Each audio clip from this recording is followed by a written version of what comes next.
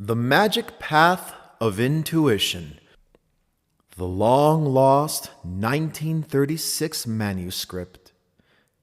Written by Florence Scovel Shinn with commentary by Richard Dotz. An introduction by Richard Dotz. Many years ago, when I first read a book by the great New Thought author Florence Scovel Shinn, I dismissed it as being too simplistic in its approach. Can one really change our lives simply through the use of a few affirmations and positive sayings? It all seemed a little too Pollyanna-ish to me.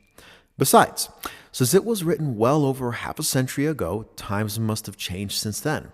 Like the majority of spiritual seekers out there, I thought success or living a good life had to be much more complicated than that.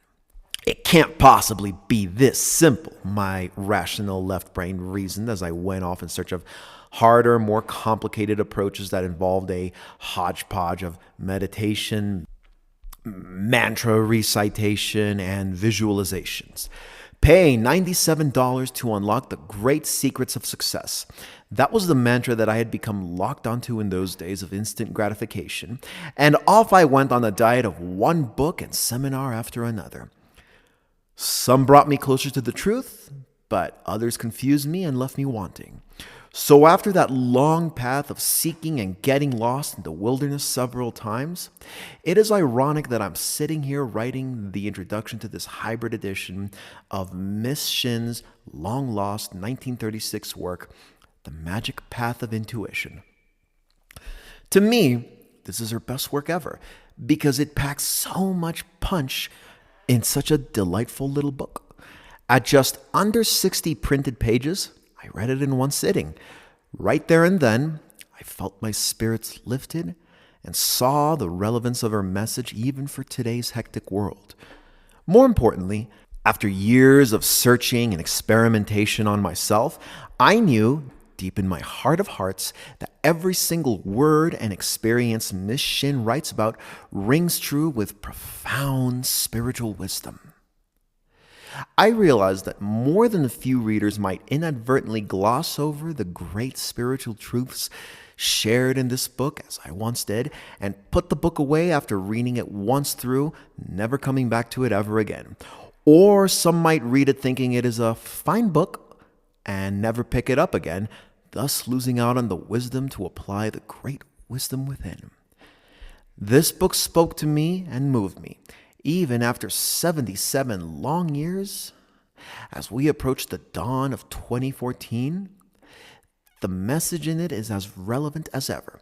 This is not just a book for spiritual seekers, but for everyone who wishes to lead a life that is more abundant, joyful, and harmonious. The principles apply equally to us all.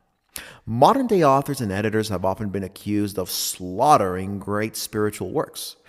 Take, for example, Napoleon Hill's famous 1937 masterpiece, Think and Grow Rich. Incidentally, The Magic Path of Intuition was written at around the same time in 1936. Modern interpretations or editions of Think and Grow Rich have been criticized for omitting important and relevant information, such as references to the spiritual. I have avoided falling into this trap here with this hybrid edition of The Magic Path of Intuition. The full and unedited version of Miss Shinn's work is reproduced in the first part of this book in a series of 10 lessons. I encourage the reader to read through this original version once and soak up the message. Then in the second part of this book, I juxtapose my interpretation and modern-day messages alongside the original text, such as that you have the advantage of reading the original text again, along with a modern-day perspective that is, hopefully, easier to integrate into your daily life. Those who have read my first book, Ban Mind Control Secrets, will know that I advocate repetition as a way of imprinting the subconscious, a view that is also shared by Miss Shinn. While most modern-day interpretations simply change the language and context in order to keep up with the times, I have deliberately not taken that approach. What I have done is to attempt to convey the essence of the author's message in modern terms while drawing on the latest developments in the field. For example, Miss Shinn speaks of a magnetic field that connects us all, which in today's scientific terms is widely recognized as the quantum field of infinite possibilities. It is amazing to me how truth is, in essence, simple and unchanging, in spite of the language we use to communicate it. Another favorite feature of mine is the various stories and examples shared by Miss Shinn throughout the book. I have added my own stories and experiences, updated for our times, wherever appropriate to illustrate the relevant principles. More importantly, I hope to show that these principles still work today more than half a century later. They are indeed timeless. The affirmations interspersed throughout the book is yet another hallmark. As mentioned in Banned Mind Control Secrets, the purpose of affirmations is not so much in the words they contain, but in the feelings they conjure. In other words, affirmations are a bridge we use to get to a particular feeling place that is conducive to our manifestations. If the words don't suit you, feel free to change them to your liking. More than 70 years later, some of the expressions used in these affirmations may seem archaic, and thus I have taken the liberty of including their suggested modern versions. I have also given alternative versions that the reader can adapt and use as they see fit. I consider this an important project for me, so important in fact that I interrupted my own work on a few other books, all on manifestations, to work on this first. I trust that you will find this little book to be a life changer in more ways than one, and I am thankful to Louise Hay for bringing the original message out into the world. What's in the modern edition? The original 10 lessons shared by Florence Scovel Shinn are concise and to the point, yet I think we could all use a little help and step-by-step explanations when necessary. One challenge I faced when reading these great spiritual works was how to integrate them into my life, such as that the message stuck. I needed a way whereby I could be constantly reminded about these spiritual truths instead of being caught up in the appearance of things. In the second part of this book, I have used the original message of Miss Shinn as a jumping off point to share messages which I feel are related and relevant for our times. I also attempt to convey the author's original message in different words such that there are more paths than one for the core message to be imprinted into your consciousness. Over 70 years have passed since the original words were written in 1936, and mankind now has a new understanding of how our brain works and the role of faith in our daily lives. I draw upon the latest developments in science, technology, and psychology to back up the message in the original work. More importantly, I show you how to take actual concrete steps to make these principles work in your life. Whether you want to attract a specific object, experience, or state of being, I hope you find these additions useful and effective. For this edition, I have made separate versions. The first will be the actual text of the audiobook, and it will be in a voice like so. This is an AI voice that will be used to narrate the original words found in the original manuscript for The Magic Path of Intuition. For this edition, I have decided to make the version with commentary, and if you wish to read or to listen to the original edition, you can read it yourself or listen to any audiobook version available on YouTube or on any audiobook app of your choice. The comments made by Richard Dotz are set off with this voice, my non-AI voice, and it will be separate from the main text. So the main text will be interrupted. So once again, if you want the uninterrupted text, please search for a version of the original text. And in fact, you might get the most out of this recording from reading or listening to the original text and coming back to this edition with Richard Dotz's comments. So without further ado, enjoy The Magic Path of Intuition with commentary by Richard Dotz. Lesson 1. The Magic Faith of Intuition. True prayer means preparation. Having made your demands on the universal supply for any good thing, act immediately as if you expected to receive it. Show active faith, thereby impressing the subconscious mind with expectancy. When attempting to manifest an ideal condition, state of being, or an object in your life, the act of showing active faith, or in modern terms, acting as if, cannot be left out.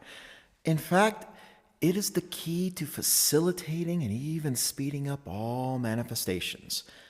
Modern science has proven that we live in a quantum field, and while it may seem as if we are surrounded by emptiness and air spaces, we are actually enfolded by a field of energy and energetic particles. This field of energy, in turn, reacts to your feelings and thought patterns, commonly known as, for lack of a better term, our vibrations. Thus, every thought which you think, every word which you say, and words arise from your thoughts anyway, and every feeling which you have has an effect on this energy field. This effect, as science and religion have pointed out, is immediate and instantaneous. In other words, with your mind, you actually move matter and form. How does one make a demand on the universal supply, which is the infinite quantum field of possibilities?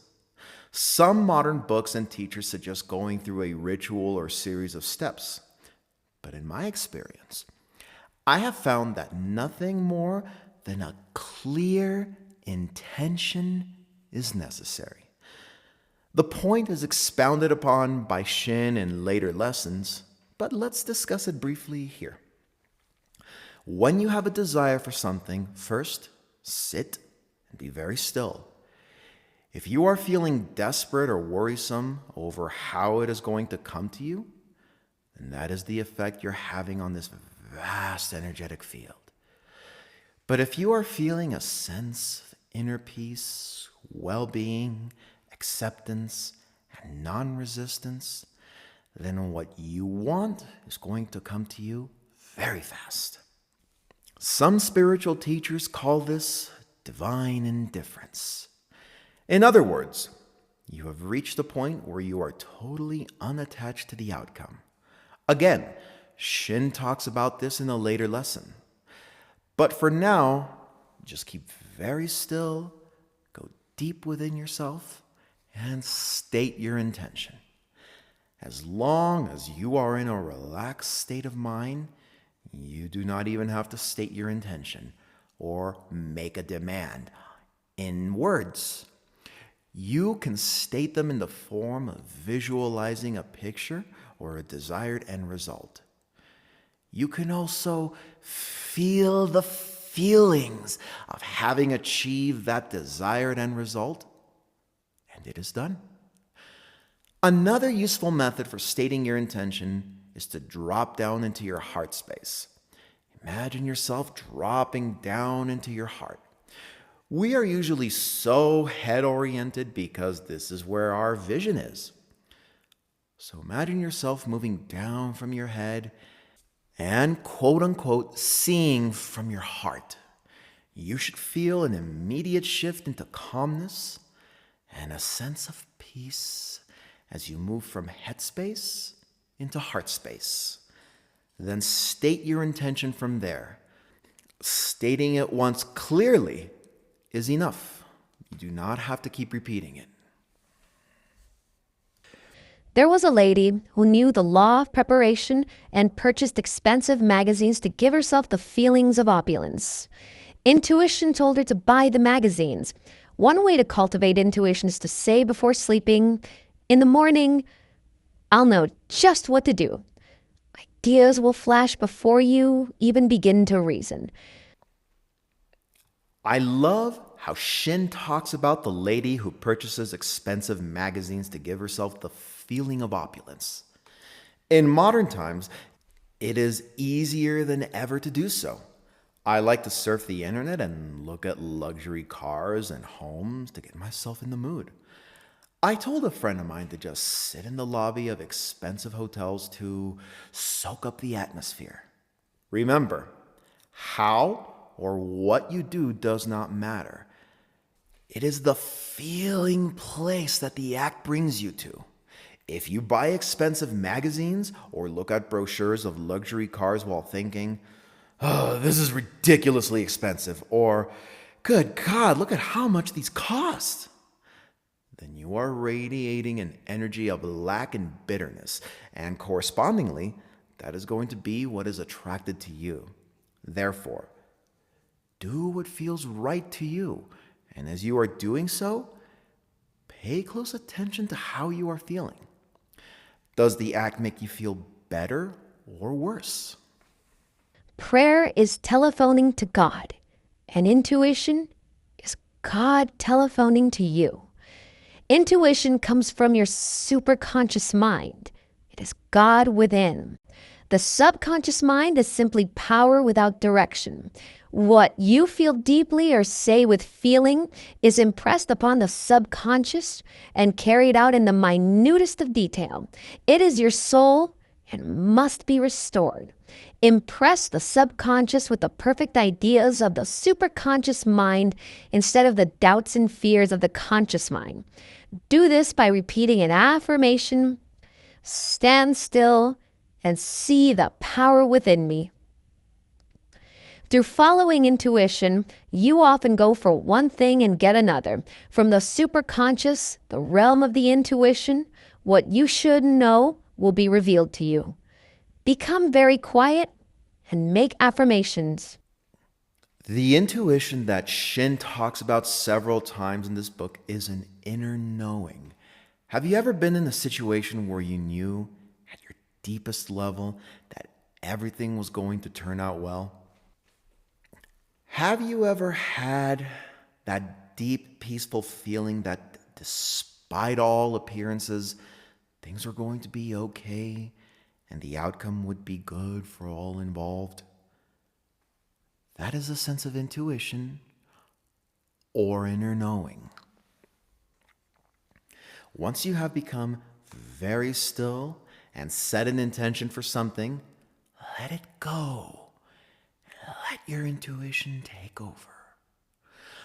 Often, since you have commanded or shifted the energy field, people, circumstances, and things will respond almost immediately to this shift, but more instantaneously. There will be a shift in your own thinking and feeling about the situation. And by shifting the way you feel about a particular situation, you begin changing, as Abraham Hicks puts it, your point of attraction. In other words, you begin attracting to you a whole new set of possibilities and circumstances.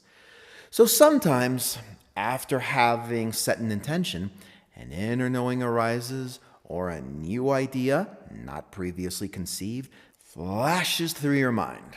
This may happen instantaneously, or a new understanding may come to you after a certain period of time. If it feels right for you, take action and act on it. You have no need for resentment, resistance, fear, worry, or any and all forms of fighting. The situation you resent will be wiped out. Stand still, keep your poise, and the power within will fight your battle. Anger and resentment blur vision and often affect eyesight, as well as prevent you from following your intuitive leads. I like how there is mention here of resentment, resistance, fear, and worry. Whenever these negative, interfering thoughts dominate your mind, your intention becomes clouded. Imagine this. Here you are, trying to make a perfect ripple in the water by dropping a stone, which represents your original intention. If there are also raindrops pelting on the water, representing interfering thoughts and intentions, then your perfect ripple will not be well formed. In fact, those other ripples caused by the falling raindrops may even interfere with the patterns of your original intended ripple. That is why it is important to wipe out any fears and worries when you are making an intention. For example, you met a friend on the street and you said gaily, "Aren't we having wonderful weather?" And she replied, "Yes, but you are looking rather tired."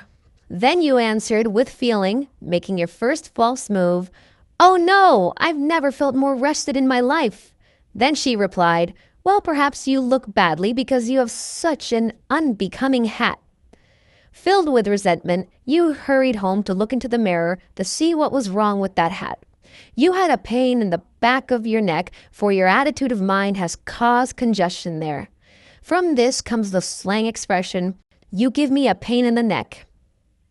You are now ready to contract a cold or something worse. Call on the law of forgiveness at once. Send love and goodwill to your friend and say, "Oh, power above, give me another chance. This time, I won't argue. I'll be non-resistant, loving, and kind." Now you have neutralized the congestion and the ensuing ills. The next time you meet your friend, you are filled with goodwill, and you really do not care whether she likes your hat or not. You say, "What a lovely day," and she will reply, "How well you look. Where did you get that cute hat?" There is no emotional response to a situation. You have finished with it. Otherwise, you have the same experience over and over again. Poise is the pearl of great price. The game of life is a game of boomerangs. Whatever you send out comes back. Jesus said to do unto others as you would be done by them. You cannot hurt anyone without hurting yourself. All of us are linked by a mysterious magnetic force. What you send out in word or thought against another reacts on yourself. If a person is purely on the mental plane, his comeback or karma takes longer. If you are developed spiritually, it returns very quickly. The more you know, the more you are responsible for. So learn your lessons and be thorough with the long road of experience. The mysterious magnetic force here refers to the quantum field or field of consciousness that connects each and every one of us. We are all interconnected and we are all in this together. Therefore, when you think resentful or hurtful thoughts, the first person to be harmed by these thoughts is not the enemy, but yourself. You are getting all worked up over these negative thoughts you have been replaying over and over in your mind. Similarly, when you are stuck in a negative habitual thought pattern, the field of consciousness responds accordingly, and you attract people, events, and circumstances that bring you more of the same.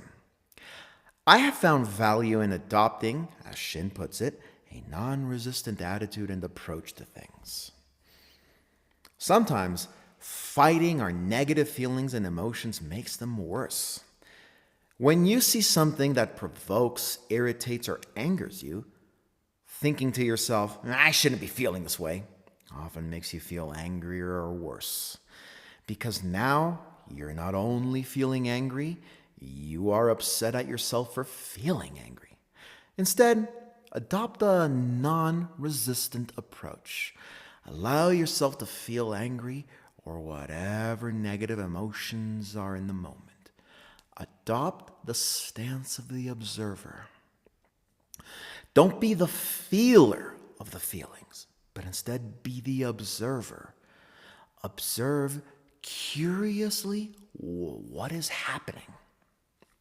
And then ask yourself, why is this making me react in this manner? When you develop this awareness of observing yourself from the perspective of a third person, you develop a sense of self-awareness, mindfulness, and non-resistance. Because you are no longer engaging or feeding the negative feelings, you'll find that they become less charged as time passes, and eventually they fade away. If the negative emotions are very strong, I suggest using a form of distraction. Do something totally different to distract yourself. Watch a funny movie. Read a funny book to disengage yourself completely.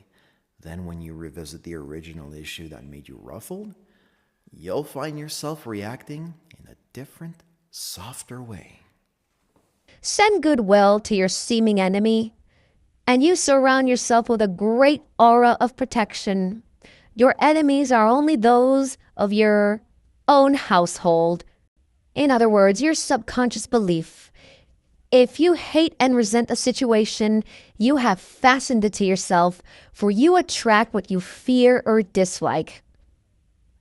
When someone has been unjust to you, you are filled with wrath and resentment. You cannot forgive that person. Time rolls by, and another person does the same thing.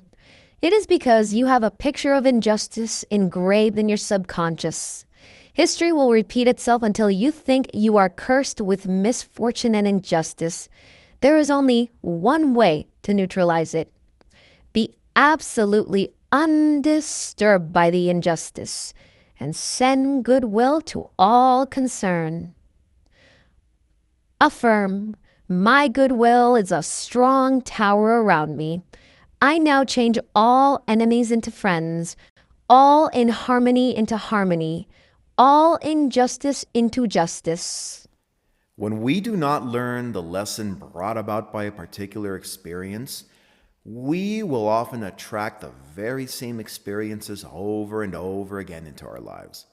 Most people misunderstand this to mean that we are being punished or tested by some higher being out there, when in actual fact, we are simply attracting the same events and circumstances into our lives by virtue of our point of attraction or vibration. When you feel very emotionally charged over an event, you emanate a strong vibration or intention. For example, there was a point in my life when I was very worried about my car breaking down. This would often dominate my thoughts and waking consciousness as I worried about what would happen if my car broke down and the inconvenience it would bring. Needless to say, the breakdowns were frequent and the repair bills were huge, just as I feared them to be. I was also worried about meeting dishonest mechanics. And you guessed it again, somehow all the mechanics I met turned out to be dishonest in some way or another. The things which I so vividly feared or worried about in my imagination was influencing the energy field around me. And in turn, I was attracting the people, events, and circumstances that matched the way I felt. Fortunately for me, this experience went on a couple of times until I finally had enough. I decided to be non-resistant to the whole thing and adopt a peaceful approach. Instead of worrying over when my car was going to break down, I surrendered to the higher power within myself and said, "Universe, or God, or source, or whatever, please take care of this. I turn this over to you. If it's going to happen, it's going to happen. I'm not going to worry about it." Now, I did not use these exact words, but the feeling was close. Instantly, I felt a huge sense of relief as the worry disappeared almost instantly from my consciousness. Suddenly, it was no longer hogging and demanding my attention. With that, I changed my point of attraction, and surprisingly, I now have a car that runs in excellent condition. And get this, it's the same car. When you go through an experience like this, you suddenly realize that nobody or no external circumstances can do things to you, unless, of course, if you let them. You will be amazed by the workings of the law. One of my students brought harmony out of chaos in her business affairs by using the above statement. As the alchemist of old transmuted all base metals into gold, you have the power to change all evil into good. Therefore, I tell you, whatever you ask for in prayer, believe that you will have received it and it will be yours. Mark 11:24. Lesson 2. How to wind yourself up financially. The material attitude towards money is to trust in your salary, your income, and your investments, which can shrink overnight. The spiritual attitude is to trust in God for your supply, to keep your possessions, and always realize they are God in manifestation. If one door closes, immediately another door opens. When one looks to their job, business, or even particular clients as their source of income, they are always going to be at the mercy of losing that particular client or source of income. However, a simple shift of awareness can bring about a subtle but huge change in prosperity consciousness. Instead of saying, "My money comes from my job," start saying, "My money comes through my job or business." While it may seem like you're just playing with words, what you are really doing is recognizing the universe as the one and only source of your well-being and abundance. You are placing your faith in universal supply.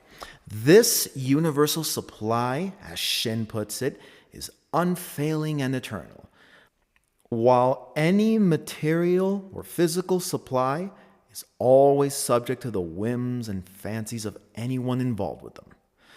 Therefore, when one door or when one apparent material source of money closes, another door opens.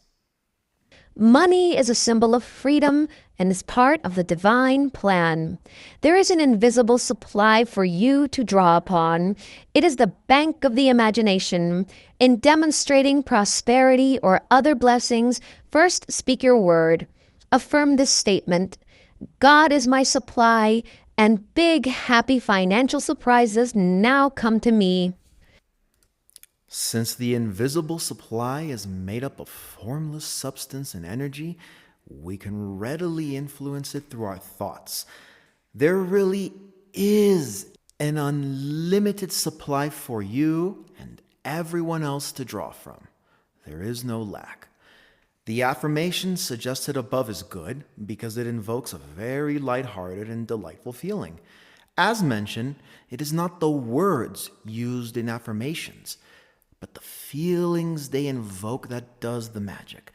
Therefore, with any affirmation you choose to use, be sure that it feels good whenever you recite it. If you feel that a particular part of an affirmation is not quote-unquote right for you, feel free to change or tweak it until it is just the right affirmation for you. Make sure that it clicks and that it flows for you. Feel free to substitute the word God with the universe, the divine, the spirit, or anything else that resonates with you. One mistake often made by readers is to see affirmations provided by spiritual teachers and authors as the gospel truth and forcefully use them without wanting to change the words for fear of it not working. Once you realize that the power is not in the words but in the feelings, you'll be able to uncover a whole new world of deliberate creation using your own words. Do something to show your faith. Faith without works is dead. Buy a new bag or wallet, saying, "This is my magic purse to hold the money that the universe sends me." It gives you a feeling of prosperity and expectancy. Now get a new fountain pen and say, "This is a magic pen for endorsing." Give away old clothes that make you feel poor. They will drag you down. This is true prayer, which means preparation. You now feel that you have already received on the invisible plane. Manifestation will come under grace. Some readers may be confused by this. In the previous chapter, Shinn talks about making a demand for something, or as I put it, setting an intention, and then letting it go and waiting to see if any hunches or intuitive nudges come to you. Yet in this lesson, Shinn talks about the need to do something to show your faith. So what should you do? In my experience, you should do both. Doing something to show my faith does not mean I am trying to figure out how to make something happen or try to make the thing I want to come to me. There is a huge difference between forcefully trying to make something happen and doing an action that demonstrates faith. In the former case, one can feel a huge sense of resistance, something along the lines of, I want this so badly, I'm going to try and force it to happen, even though I don't know how. I'm going to try it and figure it out. In the latter case, when one engages in an act of faith, the feeling is more along the lines of, I know in my heart of hearts that this is going to happen, so I am going to prepare for it. This is how this principle has worked for me. I am a big fan of the latest technological gadgets, and over time have accumulated more fancy gadgets than I can possibly use at any one time. Sometimes I'll have to sell a piece or two to make way for the latest iPad or camera or whatever. Just last week, when I listed an item for sale, I was still half-hearted as to whether I should be selling it. Therefore, instead of erasing all of my electronic data on the device, I kept it on my table in its usual spot as if I was still using it. I'll erase the data and reset the phone when someone buys it, I thought to myself. As you would expect, and in line with these universal principles we are discussing, there were many inquiries for the phone, but they fell through each time. This went on for about 2 weeks. Either the price wasn't right, or the potential buyer wanted to exchange it for another item of his, which wasn't what I wanted. I suddenly thought about this law and decided to invoke it. I went ahead and erased all the data from my device, found its box, and carefully packed it inside. Then I placed the box in a really nice bag and set it on my shelf, ready to be delivered to its buyer. Within 2 days, I had a very eager buyer wanting to buy the phone, and although we originally arranged to meet in 3 days' time, he wanted to meet that very same day to settle the deal. For some inexplicable reason, he could not wait. This principle works unfailingly every single time if you work it. Notice that I demonstrated faith by believing that the phone was already sold. I then took actions that were in line with the phone being sold, without ever once questioning whether it would be sold. Once I vibrated and sent out this new signal, the universe yielded to me very quickly. Things should never possess you. You should possess things. Don't have a fear of loss, or your possessions will disappear. You never really possess that which you are in fear of losing. If you do not appreciate a blessing, it is not impressed upon the subconscious and will fade out of your life. There is a great saying by Abraham Hicks: your fears reveal your point of attraction.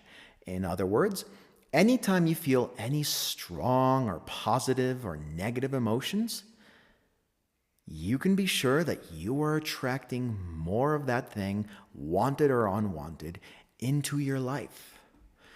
I used to be very careful about using quote-unquote expensive items such as perfume or wearing expensive shirts or shoes.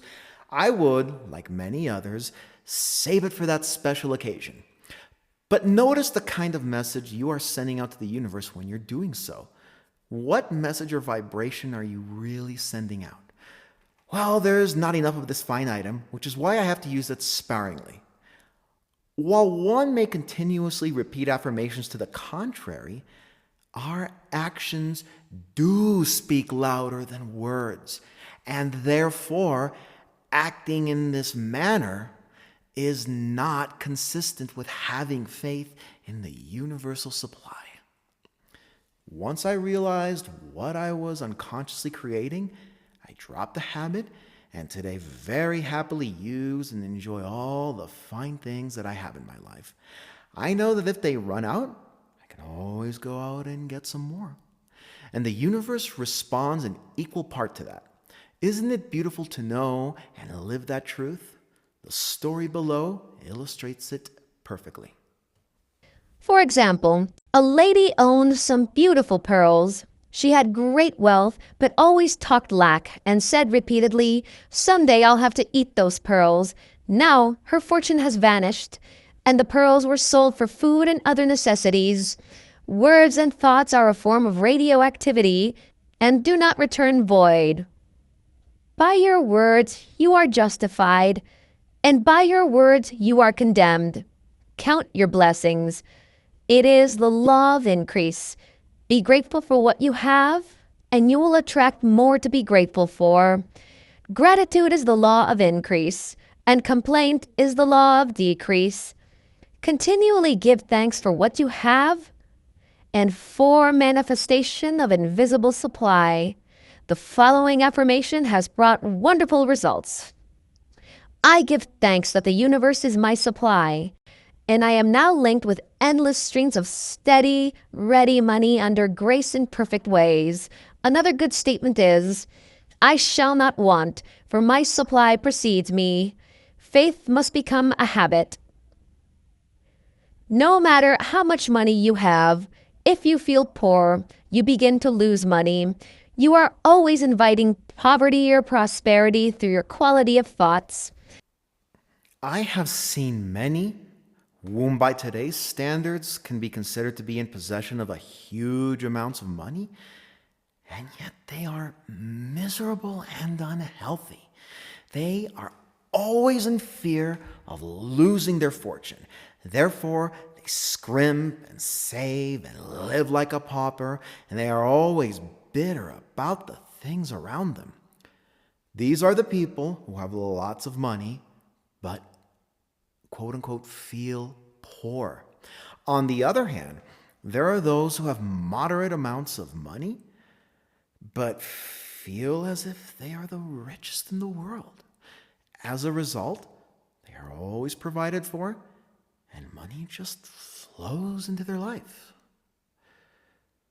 As long as you hold onto the notion that you need a certain amount of money in order to feel rich or happy, for example, I'll feel happy once I have $1 million or $200,000 or a six-figure salary, then anytime you are not at that mark, you are going to feel unhappy and inadequate. Why keep yourself in bondage over a meaningless figure that you arbitrarily plucked out from thin air? No matter how you arrived at that figure, it is still arbitrary. And it's absurd since there is no set point for any amount of money that will actually make you feel happy. The only thing that matters is how you feel at the moment about your financial situation. And how you feel is independent of the reality of the situation at any time. The following affirmations will help change your perspective about your financial situation, regardless of the actual physical situation. Remember, the actual physical situation is malleable, and it can change at your command. You command it with your thoughts and feelings. Now is the appointed time. Today is the day of my amazing good fortune. All day affirm silently a statement of truth to counteract negative thoughts. As money goes out, I touch a hidden spring, which releases large sums of money to return to me under grace in miraculous ways.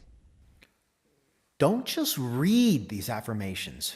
Read them and then sit with them quietly. If necessary, meditate and ponder over the profound power of their words.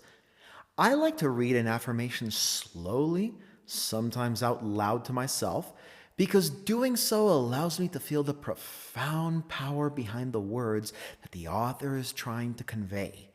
Don't just focus on the words. Focus on the feelings or the energy that is conveyed through these affirmations. I also like to close my eyes and just sit quietly for a moment and just let the affirmations sink into the depths of my consciousness and inner knowing. Let the truth permeate your being. Don't focus on whether you're doing it right. There is no way to do it wrong. Anything that produces a feeling in you or gives you goosebumps means you're doing it absolutely right. Let's try it right now with this affirmation. As money goes out, I touch a hidden spring which releases large sums of money to return to me under grace in miraculous ways. And it is so.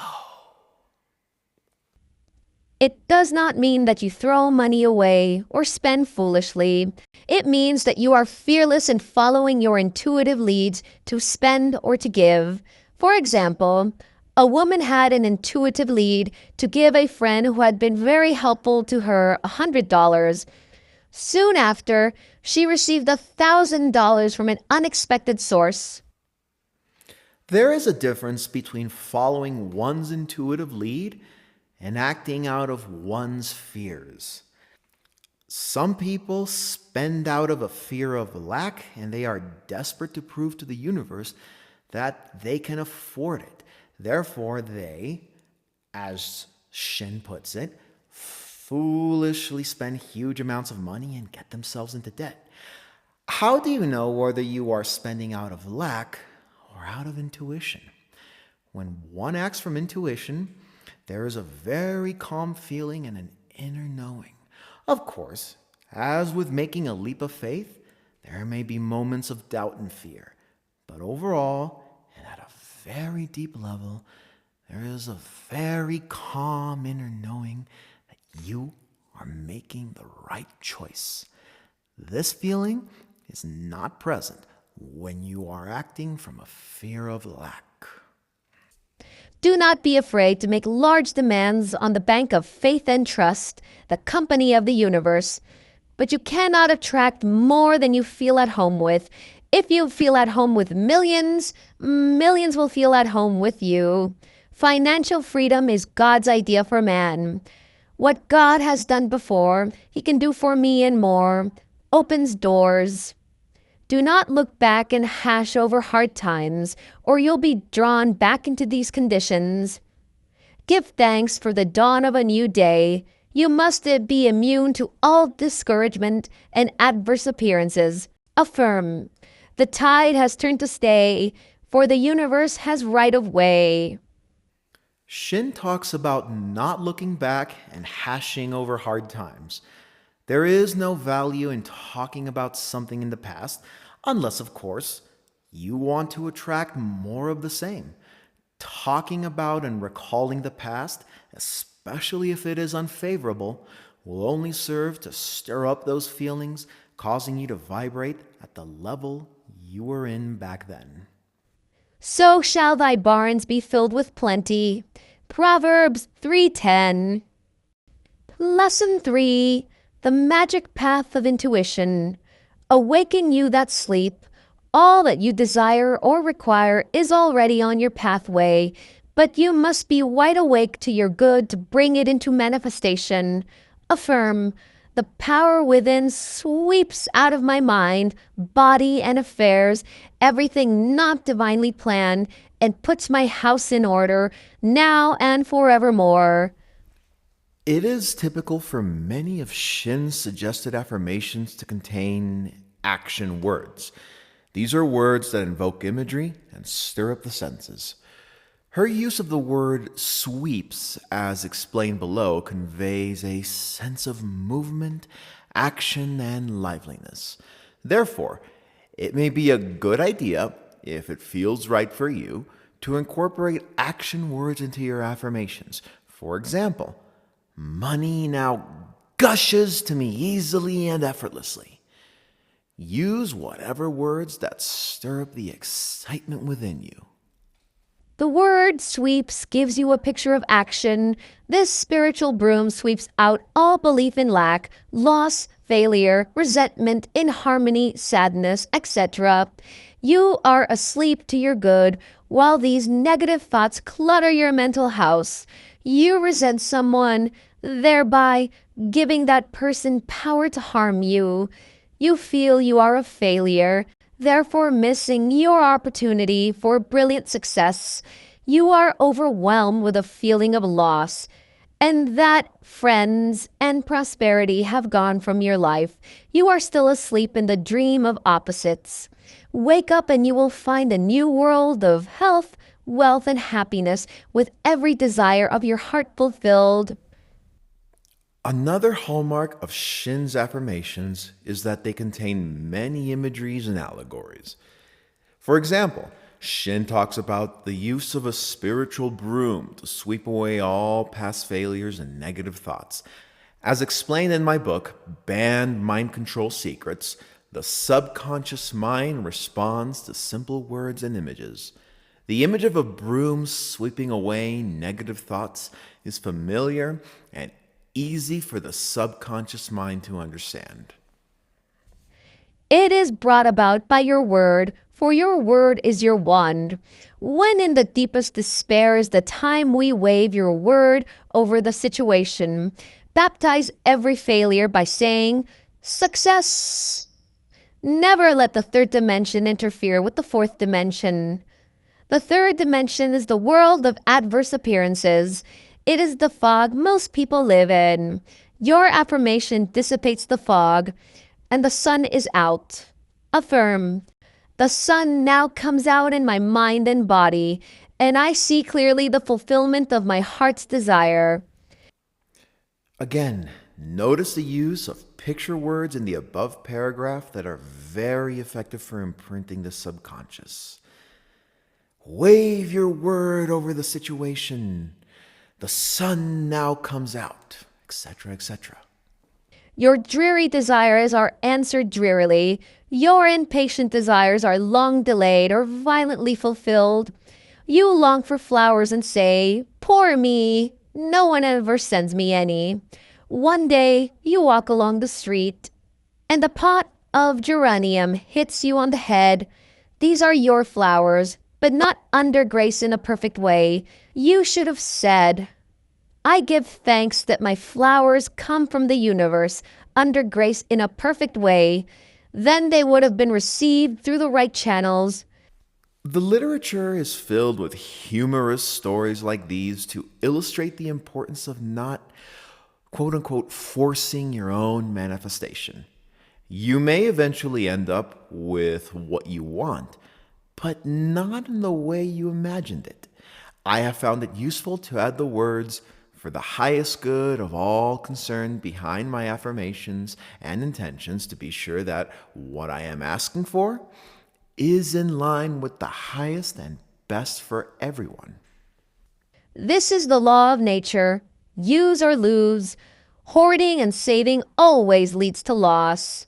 Use what you have, and more will be added unto you. If you save for a rainy day, or in case of sickness, they are sure to come. Use money you have freely, but with wisdom, knowing your invisible supply is always at hand. Soon, the law of accumulation will be set in action. Abundance will pour in and pile up. Never say, "I am broke," as it impresses the subconscious with a picture of emptiness. The game of life is a game of solitaire. As you change, as do your affairs. Affirm, "I am now immune to all hurts and frustrations. The power within is perfect peace and perfect poise." A student once told me her mother always made sense on holidays. At her sister's home, the mother said, "I never want to dine in this house again." Next year, she was in the hospital. The student visited, and the mother said, "God has sent me this trial, so I will bear it patiently." The student replied, "Mother, God didn't send you this illness. You attracted it yourself by your angry words. You said you didn't want to dine at Hannah's again, and here you are." The mother replied, "Oh, let me alone. I prefer my old God who sends trials and tribulations. The student asked her to think constructively while in the hospital, to see herself walking into Hannah's house well and happy. The mother did so and was well again within a few weeks, so to the surprise of the doctors. What you see with your inner eye, the imagining faculty, you meet sooner or later on the external. So see clearly your goodness, your health, your success, and your happiness, and they will come to pass. Faith brings fruit. I am often asked why it is easier to see failure than success, unhappiness than happiness. It is of our early training, which was usually negative. When good things happen, people exclaim, "This is too good to be true." Millions of people have neutralized their good by this attitude, for you are accountable for your idle words. They impress the subconscious and are carefully carried out. Affirm, I see vividly my immediate and endless supply. It comes from a higher power, and all doors fly open. All channels are free. I see vividly my radiant health, perfect and permanent. I see vividly my heart's desires come to pass in the twinkling of an eye. Do not visualize or force a picture. It will flash into your consciousness from the superconscious. A powerful statement is, the light of lights streams through my mind, body, and affairs, revealing all in divine order. I see clearly there are no obstacles on my pathway. I see clearly the open road of fulfillment. When I am visualizing, I usually start with a general picture of what I want and let the details fill in by themselves. Anytime you feel you are working too hard at filling in the details, or anytime visualization becomes a chore for you, ease off it a little and see it as a sign that you are trying too hard.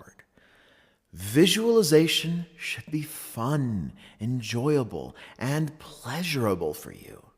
It should not be a chore or an academic exercise that you have to force yourself to partake in. I do not think Shinn was trying to say that one should not visualize at all. Rather, Shinn was saying, don't try too hard to make these mental pictures. Start with the general idea and let the picture fill it up with details by its own accord. Your subconscious knows what is best for you, what is available and good for you.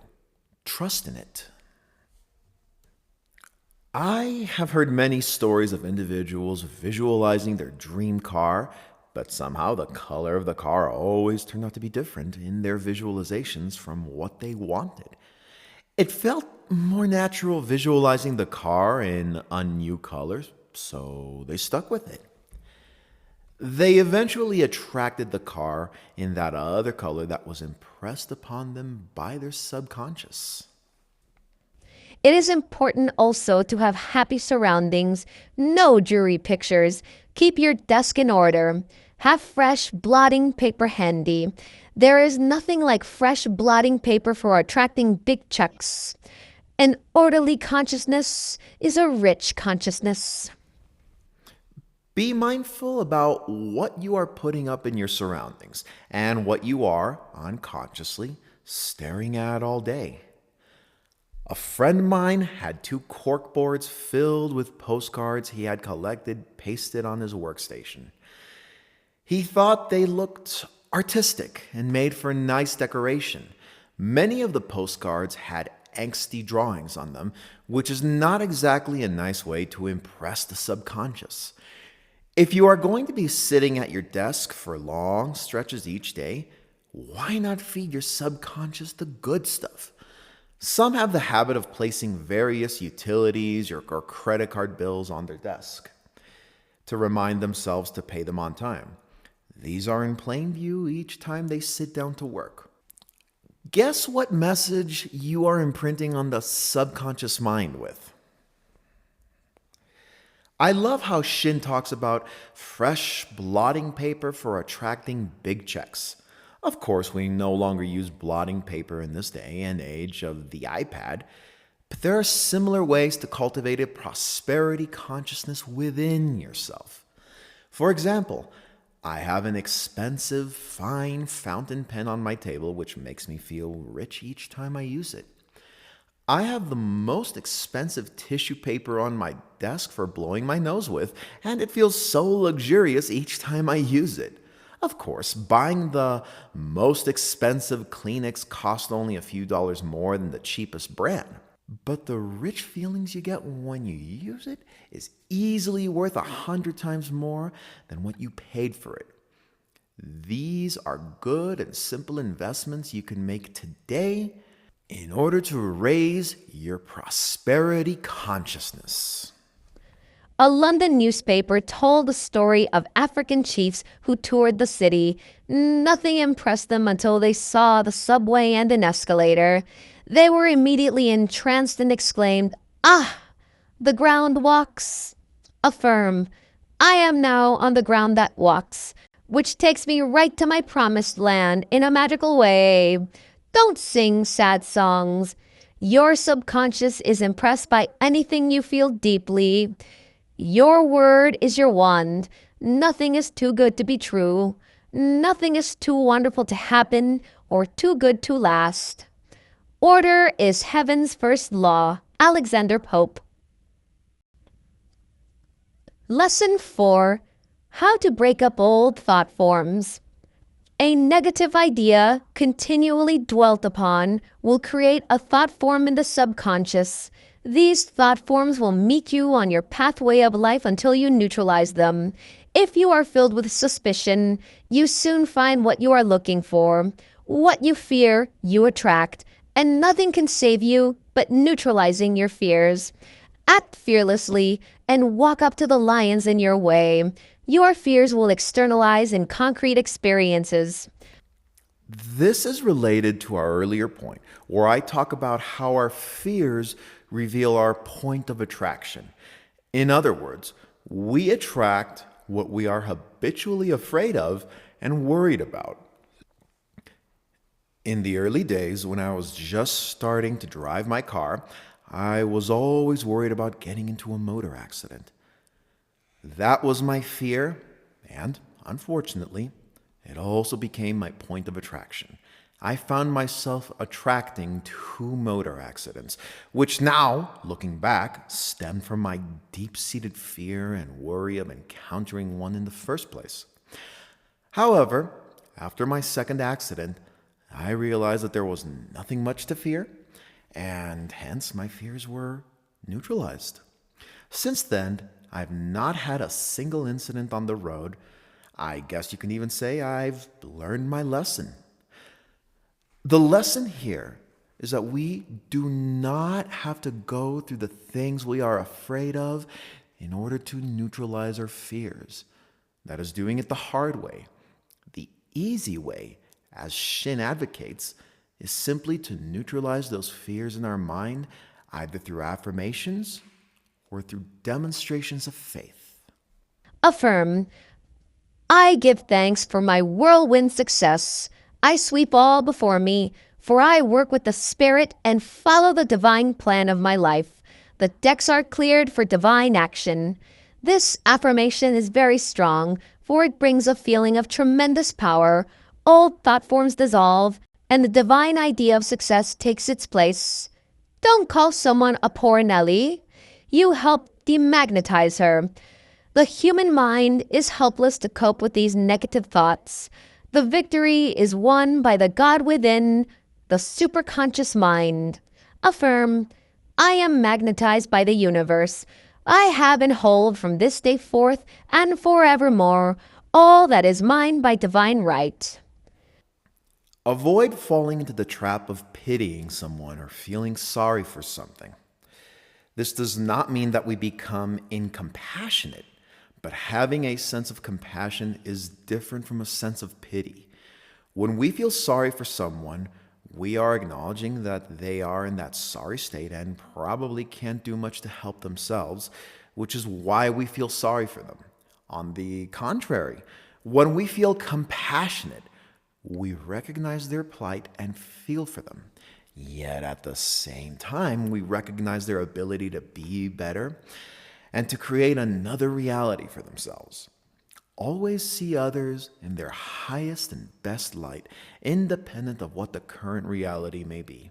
Remember, the current reality is what it is, current. It can be changed in an instant. Many of the great healers and spiritual masters operated from this principle by seeing those that they were healing or helping in their best possible light, even though those individuals could not see it for themselves at that time. This is also the reason why having a mentor or coach helps, because the teacher helps you to hold the faith until you are ready to hold it yourself. In the story of Cinderella, her stepmother and stepsisters were the thought forms she had built upon in her consciousness. Nearly everyone has a cruel stepmother in their subconscious, keeping them out of their good, usually called an inferiority complex. The fairy godmother appears to tell her that she can go to the ball and have the thing she desires. The fairy godmother is the superconscious mind, the God within, with whom all things are possible. Cinderella loses her glass slipper and gets her desire, her prince. Your fears make a galley slave of you, so call on the power within to set you free. Affirm, all things are possible here and now. I now attain the seemingly unattainable.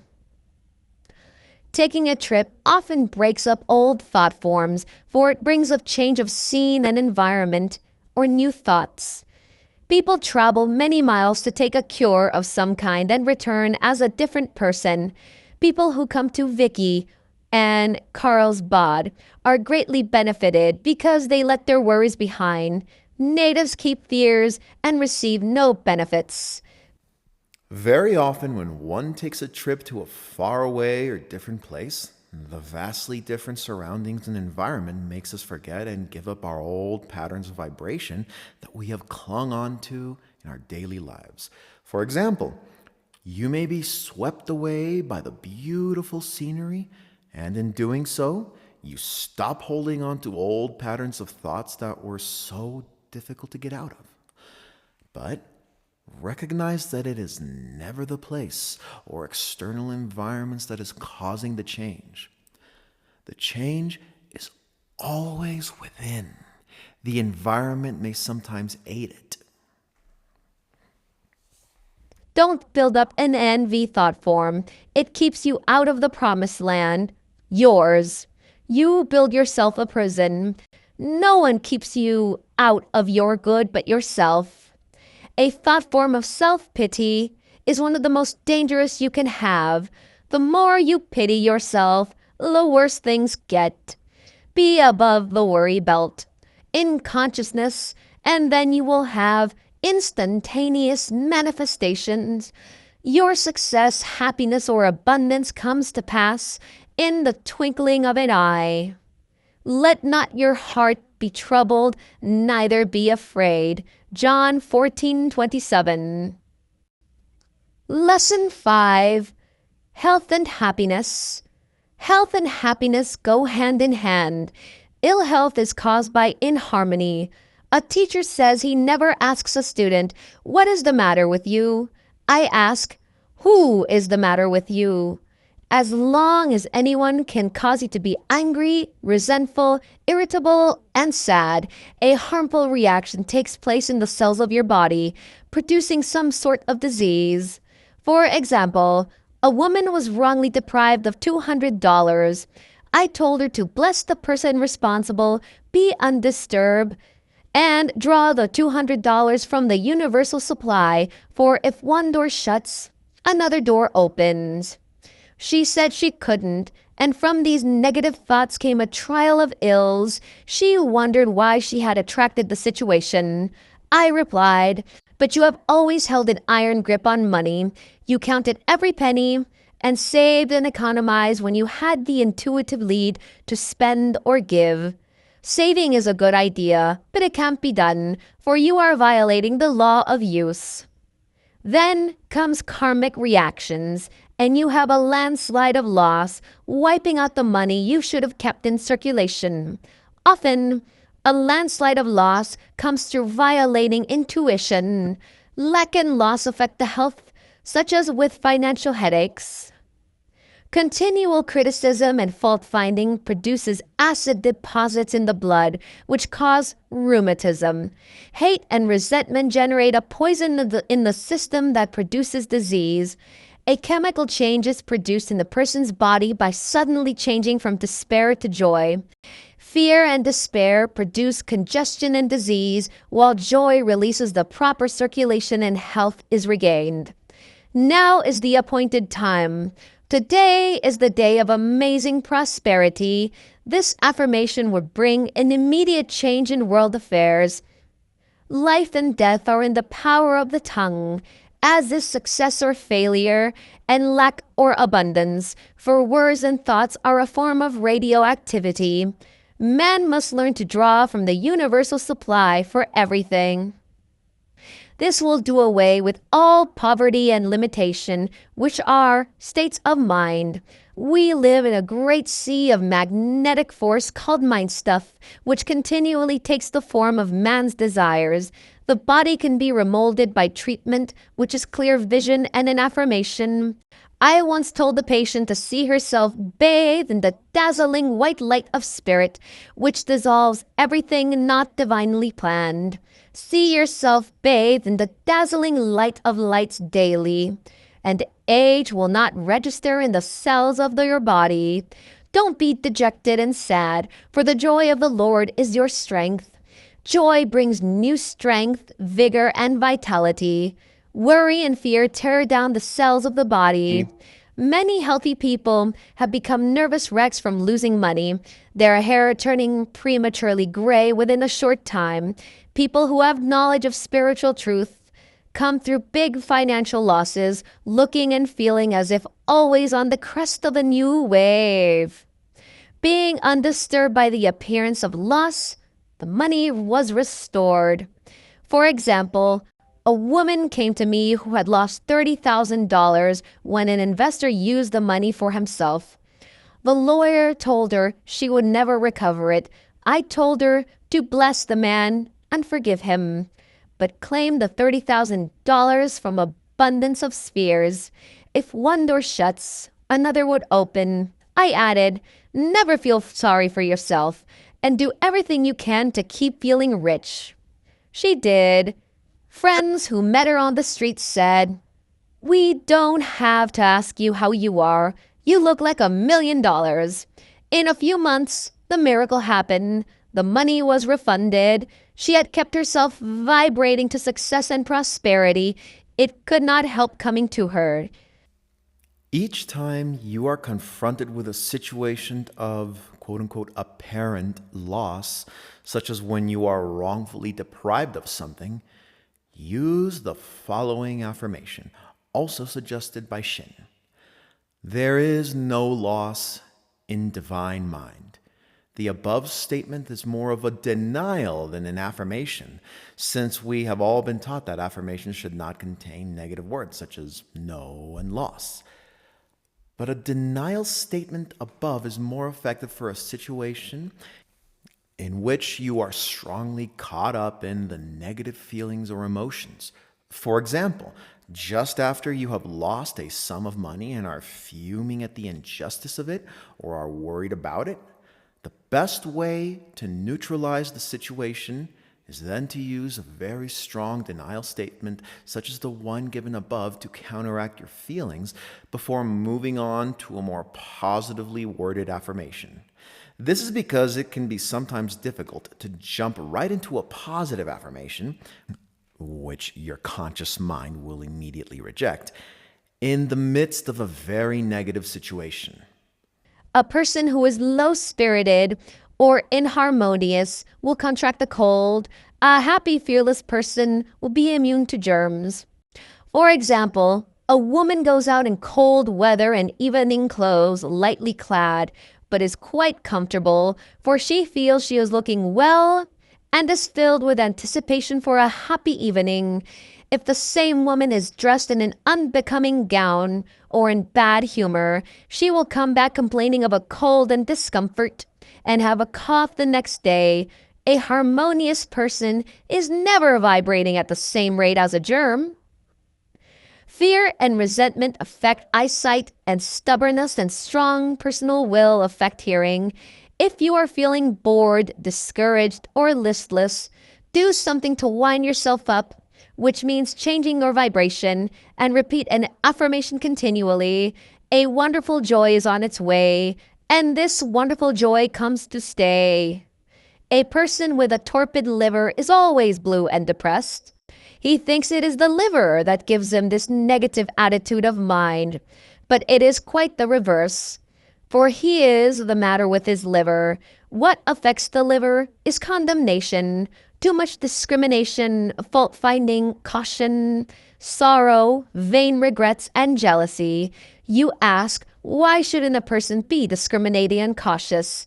If ruled by discrimination and caution, you are not listening to your intuitive lead, which often sends you in a direction your reasoning mind rebels against. The liver is a very sensitive organ and is quickly affected by wrong thinking.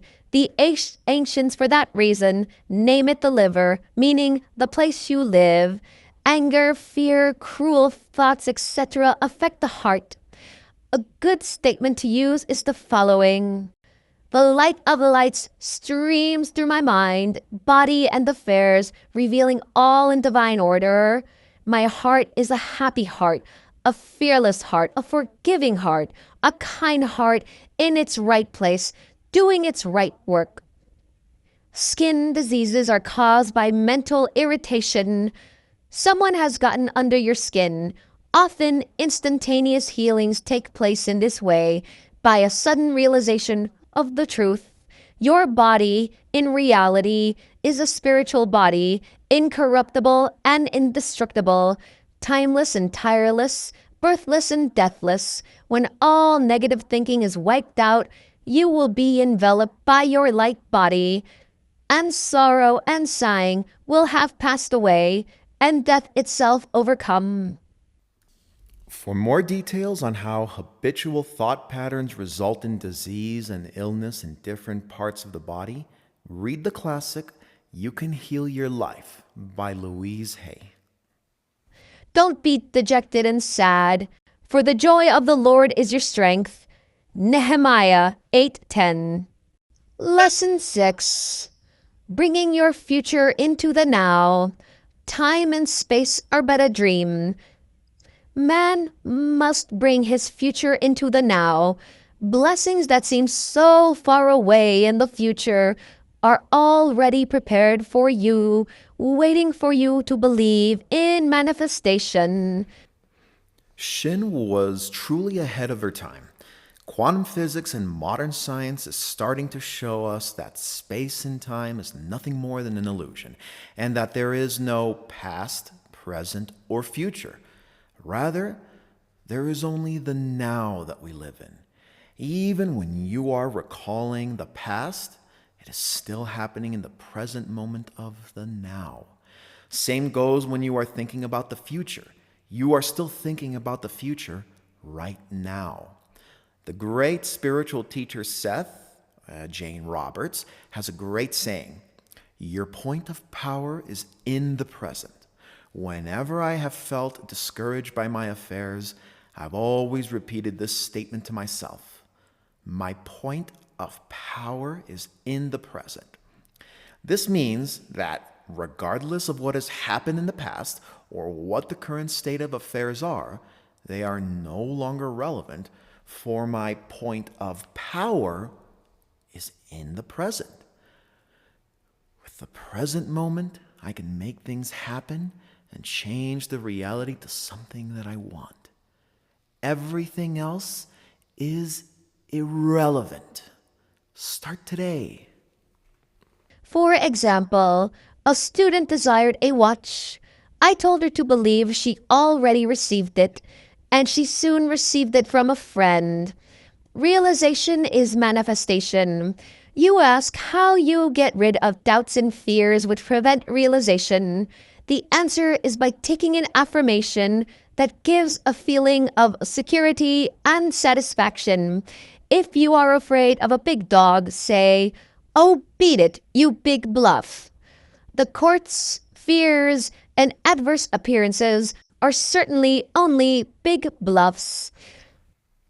As mentioned, a common factor that prevents manifestation from happening sooner or faster is our worry over when or how it will happen. If you find a way to drop your feelings of worry or doubt, then what you want will happen very quickly for you.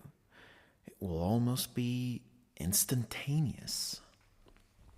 A man who worried continually, seeming impossible to stop his worrisome thoughts, took out his watch and said he would worry for half an hour. To his surprise, he found it impossible to worry, for he had put the law of non-resistance into operation. We ask the universal supply and then sigh, "I'll not get it." The successful man walks to hidden music. Shinn has hit upon an important point here. Every word or phrase that you utter is in itself an affirmation or intention. Therefore, if you say, "I would very much like to have this," and in the next breath you say, "But I'm not able to afford it," what you have done is to nullify your first statement. People do that all day, making intentions and statements of what they want, and then immediately having a counter intention that nullifies it.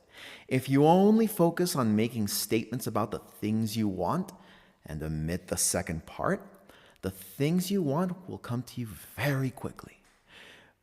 With rhythm in his thoughts, all the traffic goes his way.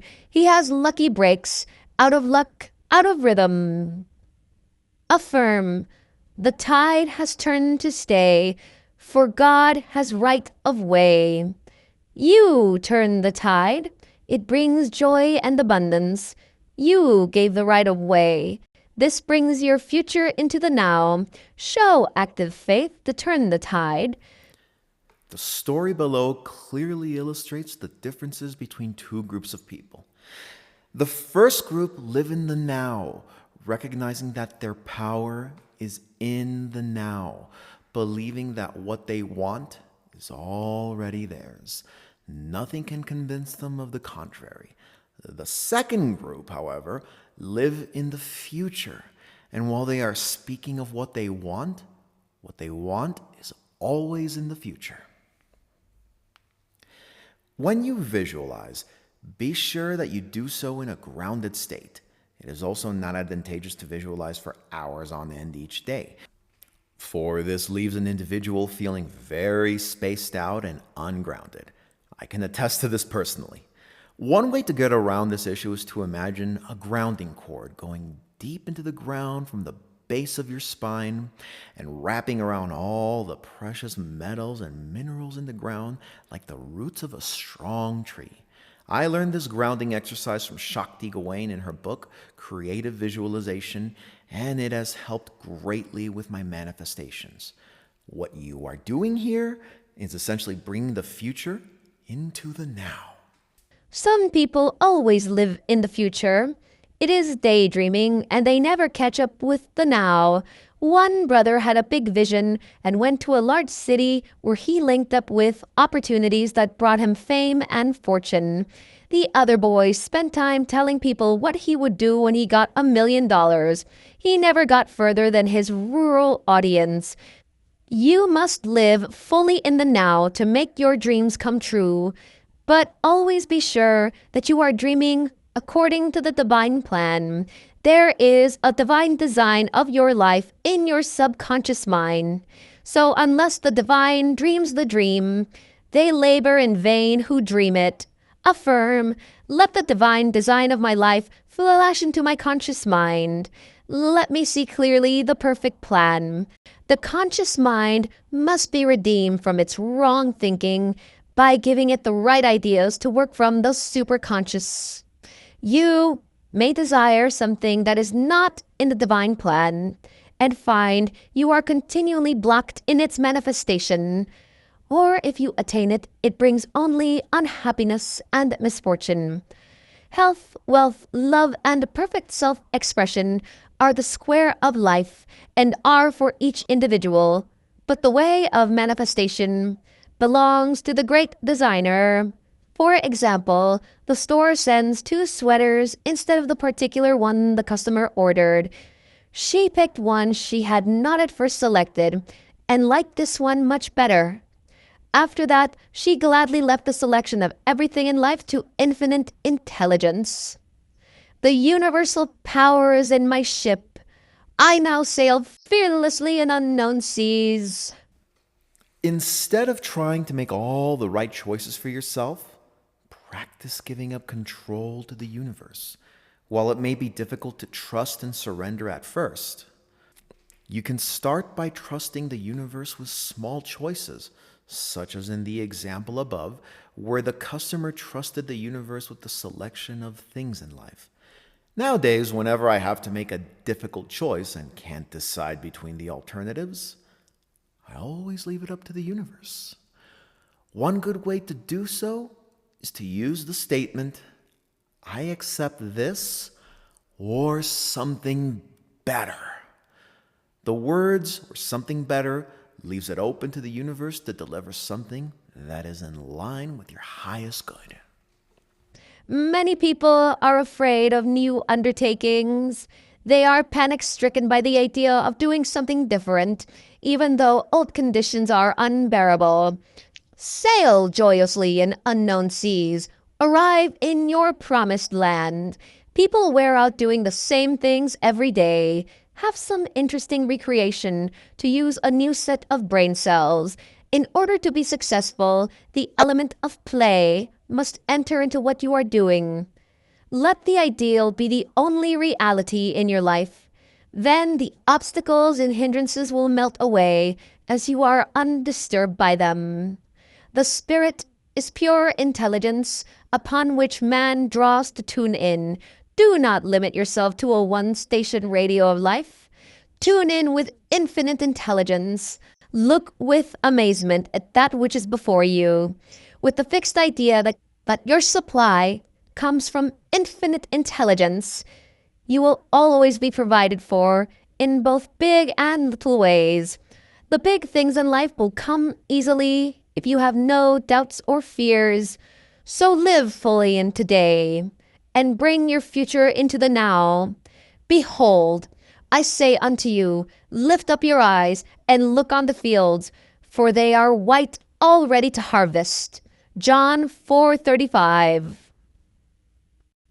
Lesson 7. The House That Faith Built. Hebrews 11:1 says, Now faith is the substance of things hoped for, the evidence of things not seen. This is a scientific statement, for as we live in a sea of magnetic force called mind stuff, what we imagine is impressed upon this sensitive substance and crystallizes sooner or later on the external.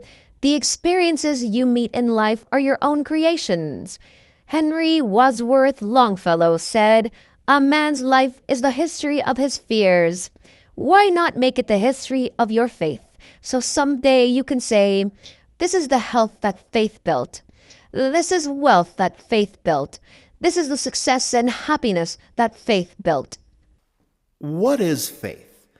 According to my dictionary, it means having a complete trust or confidence in someone or something.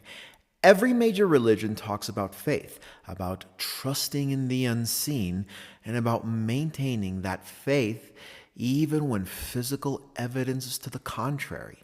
As Hebrews 11:1 puts it, faith is the evidence of things not seen. It is easy to dismiss faith as a self-fulfilling prophecy or wishful thinking. But once you start to look at faith within the framework we are discussing here, it becomes easy to see why faith is an essential part of the process. The sea of magnetic force that Shinn talks about here can be translated in modern terms as the quantum hologram or this interconnected sea of consciousness that we are all a part of. Some call it the divine mind, in which all of us tap into. So, if we are going to create something in our physical world, we have already learned earlier that first, we have to hold a clear mental picture of it in our inner spiritual, non physical world. It is with this clear mental picture that we make an impression upon the energetic field that responds to our every vibration. And once we hold this clear mental picture long enough, external situations and circumstances will yield to this inner mental picture we have been holding on to. So, what is faith? Faith is simply the holding on to a mental picture for long enough such that it can result in a matching outer physical reality. When viewed in this light, then we know there is nothing mysterious about faith. We also know that it is not blind faith. In fact, faith is just what it is, one step in the creative process that we hold on to a mental picture until something is ultimately manifested in physical form. Faith, then, is an essential part of the creative process.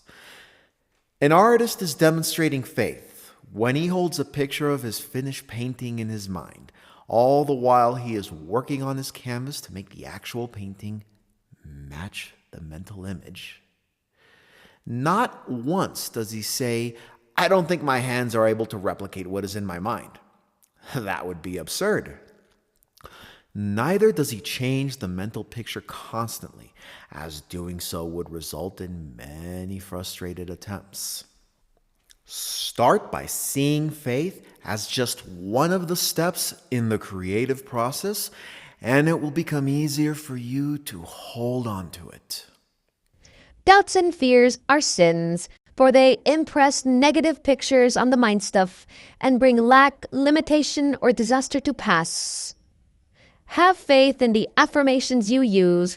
Never use a statement that does not give you a feeling of security. Faith is like the Gulf Stream, a river flowing through the ocean. Faith brings warmth and will change conditions for you. For example, a woman came to me with the appearance of a flesh growth. It was quite noticeable and long-standing, but she had perfect faith that it could be healed. Weeks passed by without any apparent change, but she said, "I have perfect faith that God is doing his perfect work." One day, it suddenly disappeared. Her friends were amazed and said, "You had better go to a doctor and see what happened." She replied, "I am perfectly well. God has done his perfect work." Faith is simply knowing that God can do it. Every unpleasant condition in your life is the result of a lack of faith. A student demonstrated several $1,000s after years of lack, but her first act was prompted by fear instead of faith. "I bought a lot of shoes in case I should be without money again." Her motive was wrong. Watch your motives with all diligence, for out of them are the issues of life. If her motive had been simply a desire for plenty of shoes, it would have been constructive. But it was really a preparation for loss, so she soon had lots of shoes, but no money.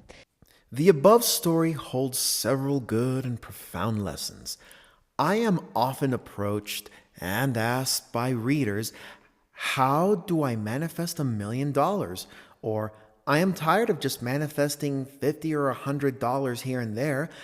How do I create a huge sum of money in my life?" My next question that often follows is, why or what do you need that huge sum of money in your life for? Very often, the answer will be along the lines of, "Oh, so I do not have to worry about money ever again." Do you see the irony or mismatch here when one asks for a large sum of money just so that he would not have to worry about money ever again? So, in asking for that large sum of money, what signal are you really sending out? I'm not sure if the universe can provide for me. Therefore, I'm going to ask for a huge sum all at once. Of course, I'm not saying that one cannot ask for a large sum of money. Many have successfully done so and manifested it in their lives.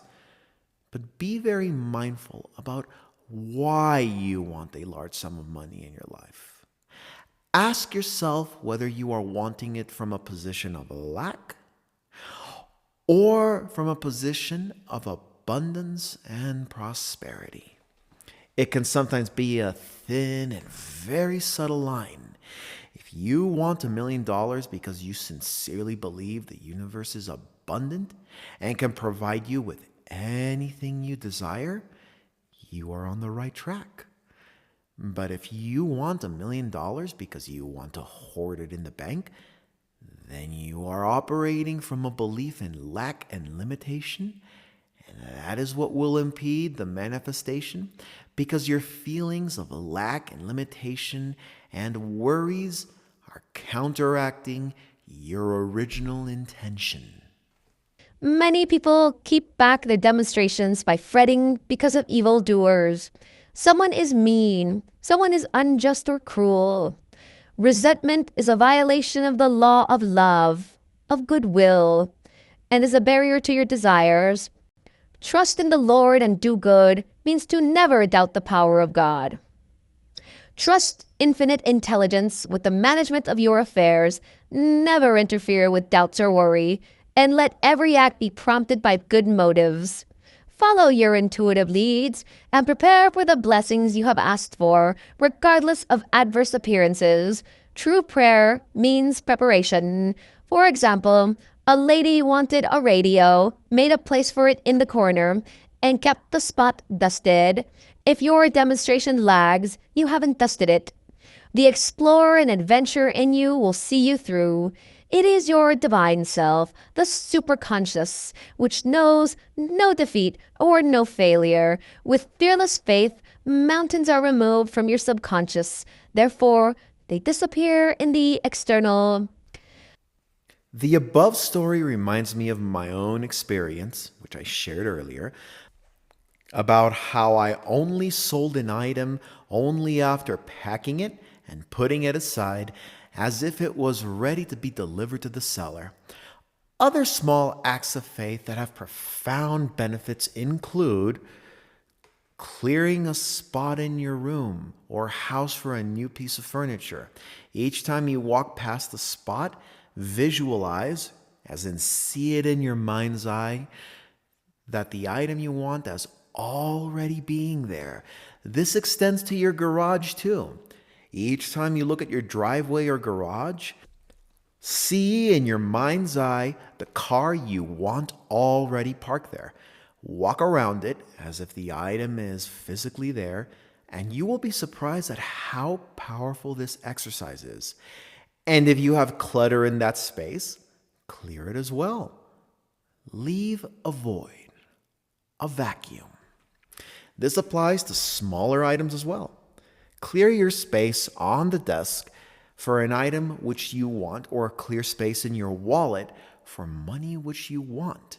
If necessary, put some play money inside to remind you of the actual stuff which you are attracting. Many years before I drove a luxury car, I actually went out and purchased the key fob of a luxury car and strung it on my keyring. It made me feel as if I was an actual owner of that car. Walking around with that key fob in my pocket and seeing it on the table at a cafe made me feel like $1,000,000. Note that in doing all of these exercises, you are doing them for yourself only and not to show off. In owning an expensive item, you appreciate how it raises your own prosperity consciousness. The need to show off stems from a lack of consciousness, from the belief that other people cannot have these good things that only I can afford. The lions on your pathway will be powerless to harm you when you turn to the universal power for protection and send goodwill to the lions. You can never receive what you cannot see yourself receiving, for everything comes through you, not to you. An athlete said he was working on his broad jump. He was lying there, seeing a win. A person with a success consciousness is someone who doesn't know he is a failure, even when he fails. His vision of success is strong. He is unmoved by adverse conditions. Keep yourself wound up. Activate faith. Affirm, I am wide awake to my good. I never miss a trick. We have often heard people say that certain things are bad for our health, but we have never heard them say that certain things are bad for wealth. Broken chairs, untidiness, disorder are also bad for wealth, for they keep us in a poor vibration. A man told me he had put his life in order by straightening out his desk. He threw out old letters, pieces of twine, and faded ink-filled bottles, and pigeonholed the papers he wanted and were important. Conditions on the external changed. A new world of order and prosperity opened up for him. As you change in consciousness, all the conditions about you change. Do not neglect the day of small things, for little beginnings have big endings. According to your faith, be it done unto you. Matthew 9:29. Lesson 8. Do not let your heart's desire become a heart's disease. Many people do not receive their heart's desire because they desire it too intensely. They are longing for it instead of feeling they have already received it. If you believe that before you called, you were answered, then you would be quite free from worry and anxiety and live joyfully in the moment. When you can be happy with or without your heart's desire, it will suddenly appear, for your ship will come in over a don't care sea. Be happy, and something will happen. Feel rich, and riches will manifest on the external. Shinn has hit upon a very important but subtle point when it comes to doing prosperity work. Imagine that right now you already have the very thing which you desire. It is yours now. The car which you desire is parked right on your driveway, or that watch which you want is already on your wrist. What would you do? Would you still recite affirmations continuously and visualize about it endlessly? Well, definitely not, as doing so would be absurd. Why would you need to endlessly visualize or affirm something which you already have? This is why it is important when attracting something into your life to maintain a light touch. This is the whole secret that is often glossed over in these teachings. When you have something, you would simply feel relaxed and happy over owning it. There would be no desperation or worry or doubts. However, the fact that you are working so hard at reciting affirmations and visualizations often sends a signal that you do not have it, therefore counteracting the effectiveness of your actions. Take a very delightful and lighthearted approach with manifestations. Don't try to force things. That's why it is important to maintain a childlike approach. If your intention is pure, then there is no need for you to repeat an affirmation or state an intention over and over again. Once is enough. I like to add the words, "and it is so," behind my intention statements or affirmations, because the moment I state the intention, it is done. It is so. And I love the delightful feeling that these words give me. All suffering is a spiritual alarm clock. You have been asleep about something. Perhaps you have been unjust, unforgiving, ungrateful, critical, or intolerant. Perhaps you were afraid to follow an intuitive lead. Suddenly, the karmic factories begin working, for the way of the transgressor is hard. For example, you have condemned someone, and now someone condemns you. You were unjust. Someone is now unjust to you. You were intolerant. Someone is intolerant towards you. You are now awake, and instead of blaming other people or circumstances for your unhappiness, you look back to see why you attracted the situation. Someone you disliked harmed you, but you gave that person power to hurt you because you withheld love and goodwill.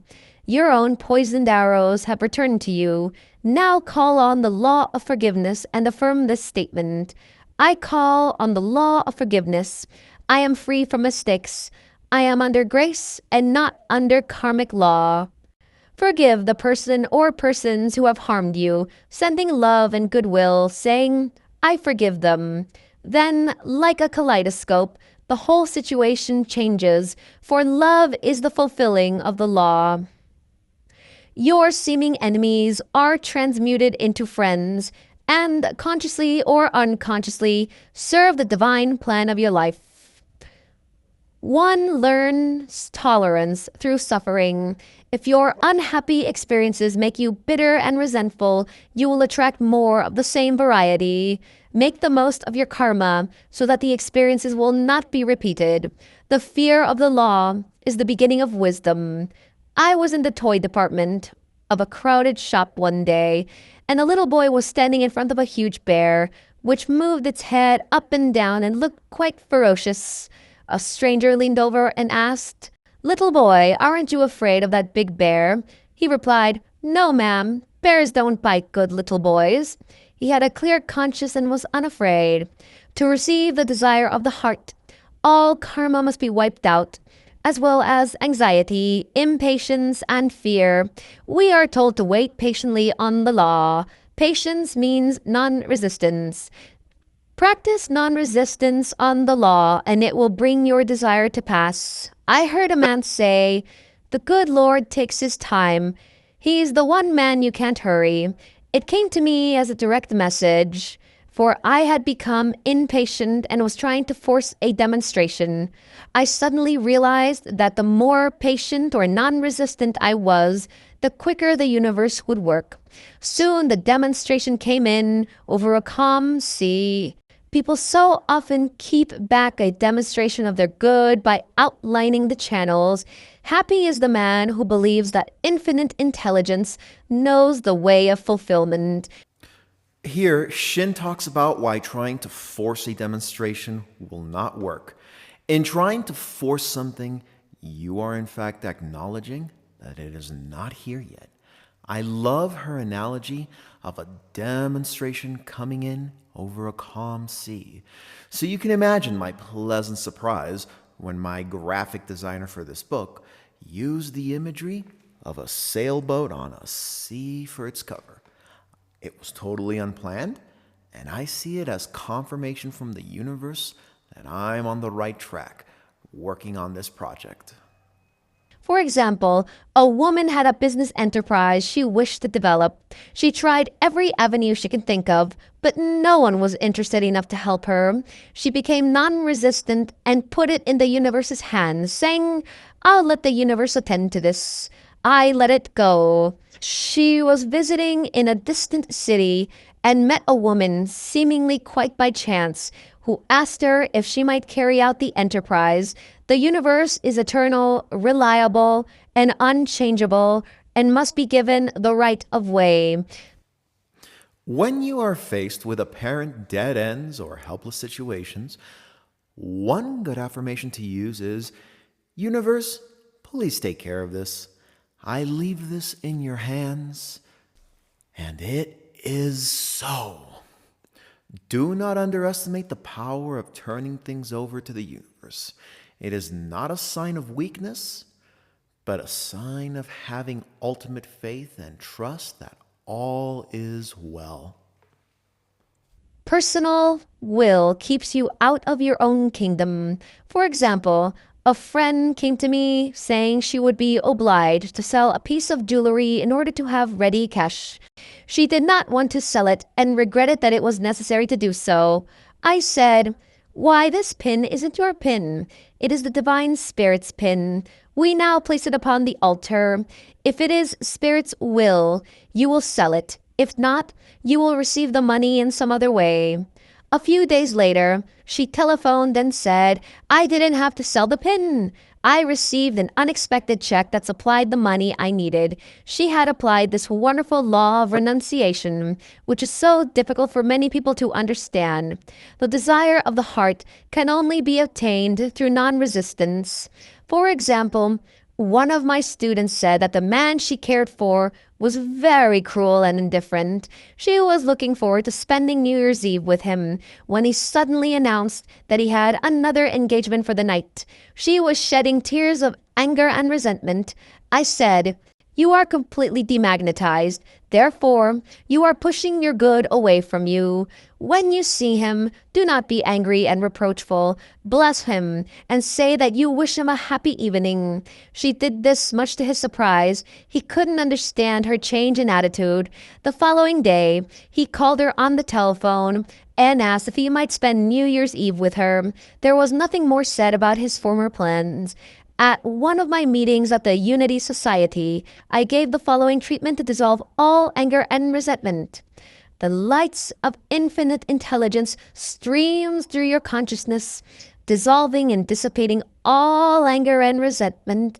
You are at peace with yourself and with the whole world. A woman once told me after the meeting that she seems enveloped in a blazing light which swept all discord from her consciousness forever. She said, "When you were speaking, I realized I had lost everything I ever loved through anger, but now I feel that I can never be angry again. It was a most wonderful experience." Many people think if they can control their temper or not show anger that it is enough. This is not the case. The vibration goes out just the same. As long as you can be moved inwardly, there will be discord in your life. You must be cleansed to be free from anger and the effects of anger. Don't let appearances rock your boat. I had a patient who once said, "I should have been mad, but I wasn't. I should have been afraid, but I wasn't." This showed spiritual growth. In your subconscious are the negative tidbits and beliefs impressed upon it from your many life experiences. Thus, it must be renewed by flooding it with the perfect ideas of the superconscious, your divine self. Love and goodwill to all is the goal. I knew a man who said, "Of course I love everybody, but there are a lot of people I don't like." I replied, "No, you still have some spots of ill will in your consciousness. You will have to be sent back to the cleaners." Every test is a process of purification. When we are unmoved by them, we won't attract them. I have a friend who says that whenever she needs money, she takes a taxi cab to make herself feel rich. One stormy and slushy day, she had a definite lead to take a taxi. She told me, "I argued with my rich heavenly father and said, 'God, I would rather save the dollar and take the subway.' So I had my way and took the subway. But when I reached home, I found that I had lost a dollar. The most expensive thing you can do is to violate a hunch. If money is not used for the right purposes, it will go in some uninteresting or unhappy way." There are so many things you can do to raise your level of prosperity consciousness. In Shinn's day, taking a taxi cab was seen as a luxury, although it hardly could be considered one today. So how about having lunch at an expensive restaurant, or just sitting in the lobby of an opulent hotel? All of these simple acts will do more to raise your consciousness than endless affirmations. I prefer to use them in conjunction with affirmations. The minute you make your demand, Infinite Spirit knows the way of fulfillment. Only doubt, fear, or reasoning keeps away your good. Live fully in the wonderful now, with joyful expectance, knowing that God is the how, God is the when, and God is the where. You must answer each negative thought with a word of authority. You entertain them or give them attention, the army of aliens will encamp in your consciousness. Your doubts and fears and resentments will settle down to stay. bringing a harvest of misfortune. A good affirmation is, as I am one with the all-powerful Spirit, I am one with my good, for Spirit is my good in immediate action. Your blessing is already there, waiting for you to believe it is possible to accomplish. Worry and fear will push it away from you. Each time you have a fear or a negative thought, for example, this might not work out for me, immediately neutralize it with a positive saying or affirmation. Some spiritual teachers advocate using a single word to neutralize the negative thought, such as wealth or success. This can be very effective as our conscious mind does not know how to rebut a single word that is continuously repeated. I am not in favor of using the word cancel when there are negative thoughts, when I can use success. But do experiment and see what works best for you. Sometimes a demonstration comes to pass through a counter-irritant. A student told me she had wanted a certain business enterprise to be a success. She agonized and fretted over it. Then something else came into her life to worry her, which took her thoughts completely off the business. She forgot to worry about it. Suddenly, she had a telephone message saying the deal had gone over, followed by a large check. She had shifted her worry thoughts long enough for the deal to go through. This has happened to me several times in my life.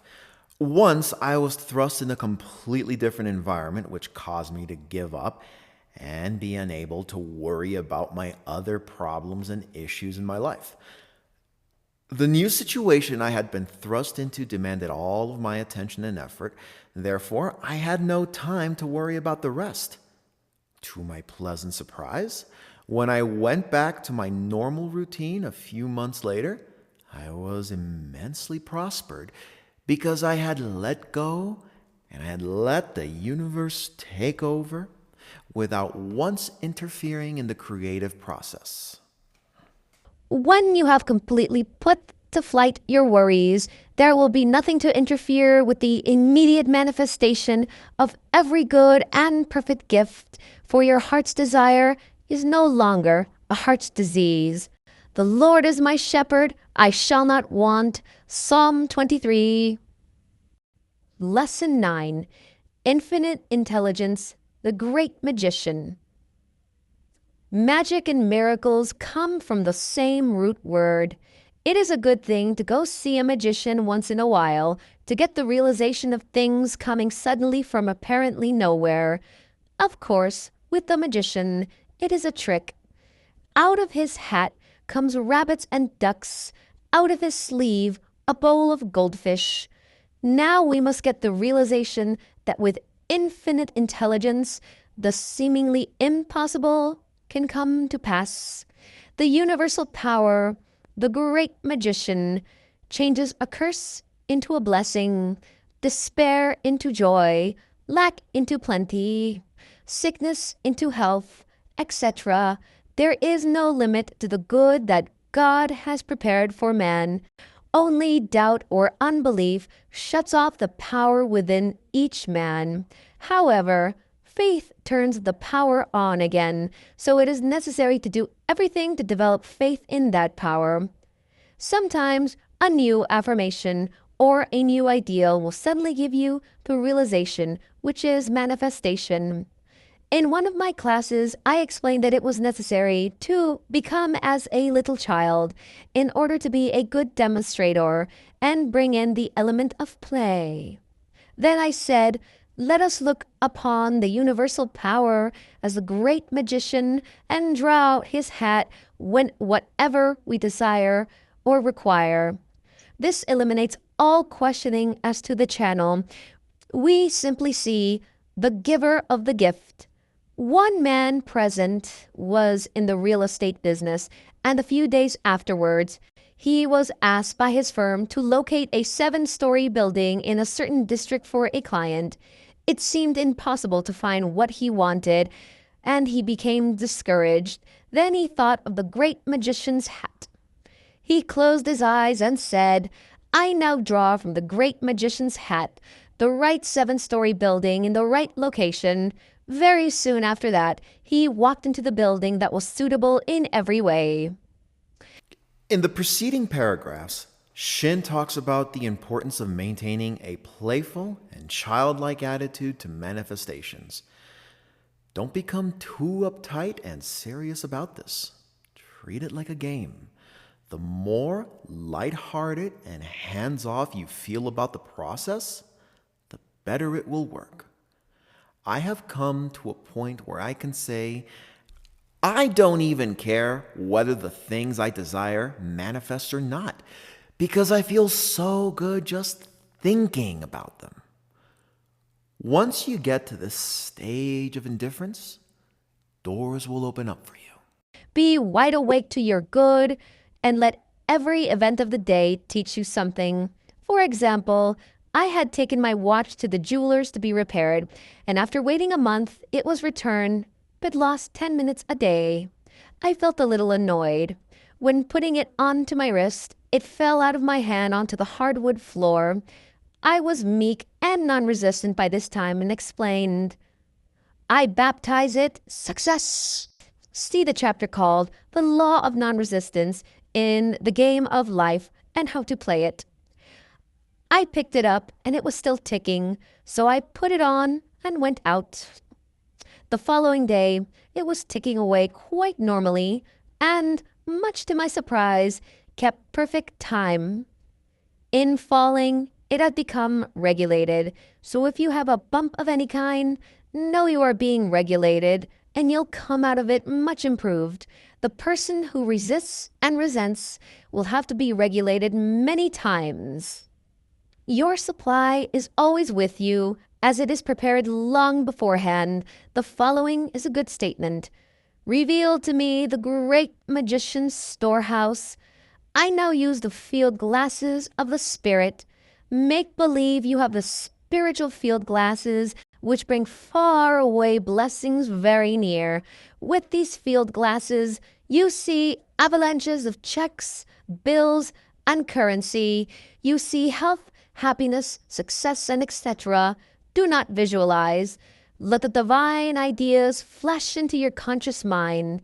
You are now linking with your invisible supply, which manifests on the external through the consciousness of having received. Worry, doubt, and fear blur your spiritual field glasses. They must be continually cleaned with fresh inspiration and faith. Maybe a friend's faith in you will give you faith in yourself. There is always some way of being recharged, like a battery, and suddenly the divine plan will unfold right at your feet. For the ground you are on is harvest ground. All unhappiness comes from not being able to see clearly your good. So, if assailed by doubts and fears, do something immediately to show your faith. A woman came to me to speak the word for her perfect home. She was living in a small room in a hotel. She was discouraged, so I told her to dig a ditch. See the chapter called The Law of Prosperity in the Game of Life and How to Play It. To do something to show faith. She returned one day with a long package. She said to me, "Bless it." I asked, "What is it?" She replied, "A carving knife. It is something I have no use for in a hotel." So her active faith, which is preparation, opened the way for her divinely designed home. Life is an arena where you prove infinite intelligence as your defense and your deliverance, and your immediate and endless supply of all good. If you say you are going to do a thing and then do not attend to it, it will be done for you violently when you least expect it. For example, I had a ribbon belt on a dress with a long streamer that ended in tassels. One streamer I thought was too long, and I said repeatedly, I must shorten that tassel. I never got around to it, as they say in my country, and one day I was climbing to the top seat of a bus when I felt a jerk and a rip. I looked down, and the tassel had been torn off, making it just the length I had intended to have it. This was an unimportant experience, but it taught me not to say I was going to do a thing and then not to do it. despite not the day of small things. A woman told me the following story, roving the reality of her invisible supply. It was in the early spring. She wanted some apple blossoms and started out in her car to go to the nearest farmer. She went to one after another, being told by each farmer that it was too early in the season for apple blossoms. Undiscouraged, she made a final attempt. She drove up to the next farmhouse to ask and had the same reply. She looked over at the orchard and exclaimed, "Why, there are blossoms on one of those trees." The farmer replied, "Those blossoms came out after your arrival here." Trust in God, and the seemingly impossible will come to pass. I knew a man who at 60 was bankrupt and at 76 was making $30,000 a year. He said his success came after he stopped worrying, which was after he went bankrupt. His new ships of success came in over an unworried sea. Time will register in your body and affairs so long as you believe in it. When you realize that time and space are but a dream, you live suspended in the moment, and time can never touch you. This is the consciousness of those who have become ascended masters. Jesus Christ said, "In the world," as in the world of 3 dimensions, "ye shall have tribulation, but be of good cheer, for I have overcome the world."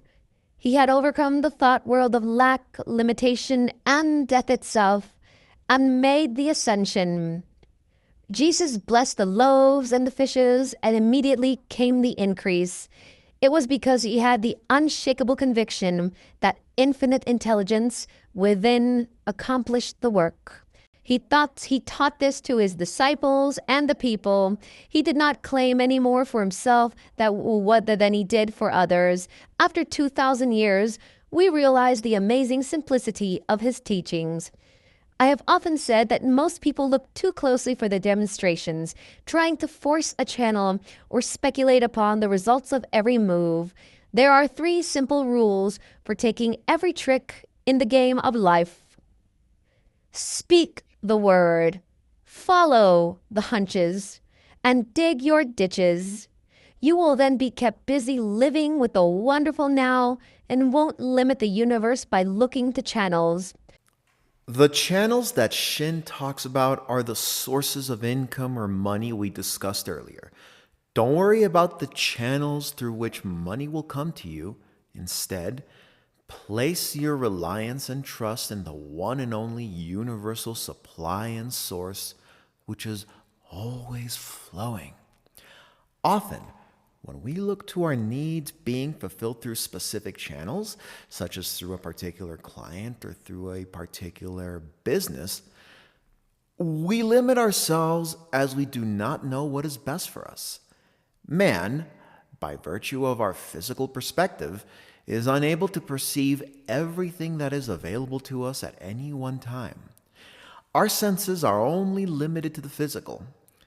There are endless doors and opportunities that are ready to be opened to us at any one time, which we are unaware of. This is why we should remain especially open to new possibilities and ways which our manifestations can occur in our lives. In one of my classes, we brought up the old proverb, "The watched pot never boils." One of the students said, "We should have a whistling tea kettle which does not have to be watched.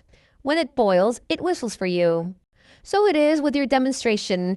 It will whistle for you when it is ready and when you are ready for it. Many people are asking for conditions that they would not be big enough to handle. You have to grow up to your demonstration. Your heart's desire is ripe, but you are green. I have known women who were filled with doubt, fear, and suspicion ask for perfect love and companionship. It would appear in their lives for a short time, but then be tragically ended, for the old fears and suspicions were stronger than love and faith. Your good must be built upon the rock of fearless faith. Ideals will be made real if held without wavering. It is useless to say we have faith and then act to the contrary. Actions impress the subconscious, but if you run away from a situation, it will run after you. The only way you can neutralize fear is to walk up to the thing you are afraid of. Self-pity is one of the deadly sins. Poor me is the worst affirmation you can make, as it cuts you off from the power within, and you will have more and more reasons for pitying yourself. I give the example of a woman who came to me feeling she was neglected and left out of all the good things in life. I gave her this affirmation: "There is nothing too good for me." She repeated it hundreds of times, and suddenly conditions commenced to change. Kind and influential friends came into her life, and new opportunities for success and prosperity opened. Later, she was given the desire of her heart, which was to go abroad and study music. Bruce Barton says, "There is danger in being sorry for yourself. Return to that infinite intelligence, the great magician, for I will even make a way in the wilderness and rivers in the darkness. I will liken him unto a wise man, which built his house upon a rock." Matthew 7:24. Lesson 10. All that the fourth dimension affords is yours. The fourth dimensional world is the world of perfect ideas. As these ideas are established in consciousness, they must come forth on the external, for your world is crystallized thought. Most people have crystallized wrong conditions, for they have served fear instead of faith. It takes a great stretch of the imagination to believe that life can be made perfect, free from all unhappy experiences. Then, when you do believe it, it takes a great effort of will to keep on believing when all outward appearances are against you. Judge not by appearances. All miracles are founded upon this idea. We can change conditions only by not believing or being undisturbed by appearances. I said to a woman who was in great distress, "None of these appearances fool you." It gripped her consciousness, and the divine plan of her good won out. We can no longer have the faith of a peasant. We must have an understanding of faith. When faced with a seemingly adverse situation or a situation of lack, it can be useful to repeat the statement suggested above, or a similar statement. There is no lack in divine mind. These strong statements are necessary to counteract habitual and stubborn patterns of negative thought. Through knowledge of spiritual law, we control conditions. While talking to a student who was confronted by a financial problem, I said, "Stand aside and let God do it." She replied, "That's all there is to it." And soon a new channel opened for her supply. Yes, that is all there is to it. Let God do it. After all your reading and studying of metaphysics and ancient philosophies, you find that they are teaching you just one thing: to let God do it. Eastern philosophy says, "Let the warrior within you fight." Countless times the idea appears in all sacred writings. North American Indians believe that the Great Spirit is the source of their power. A woman who visited the Indians told me she had interviewed an Indian who had been running all day, carrying a message. She asked him if he did not feel fatigue. He replied, "Me not tired. Big spirit in me runs." Trusting God must become a habit, and it often takes a long time to form a habit.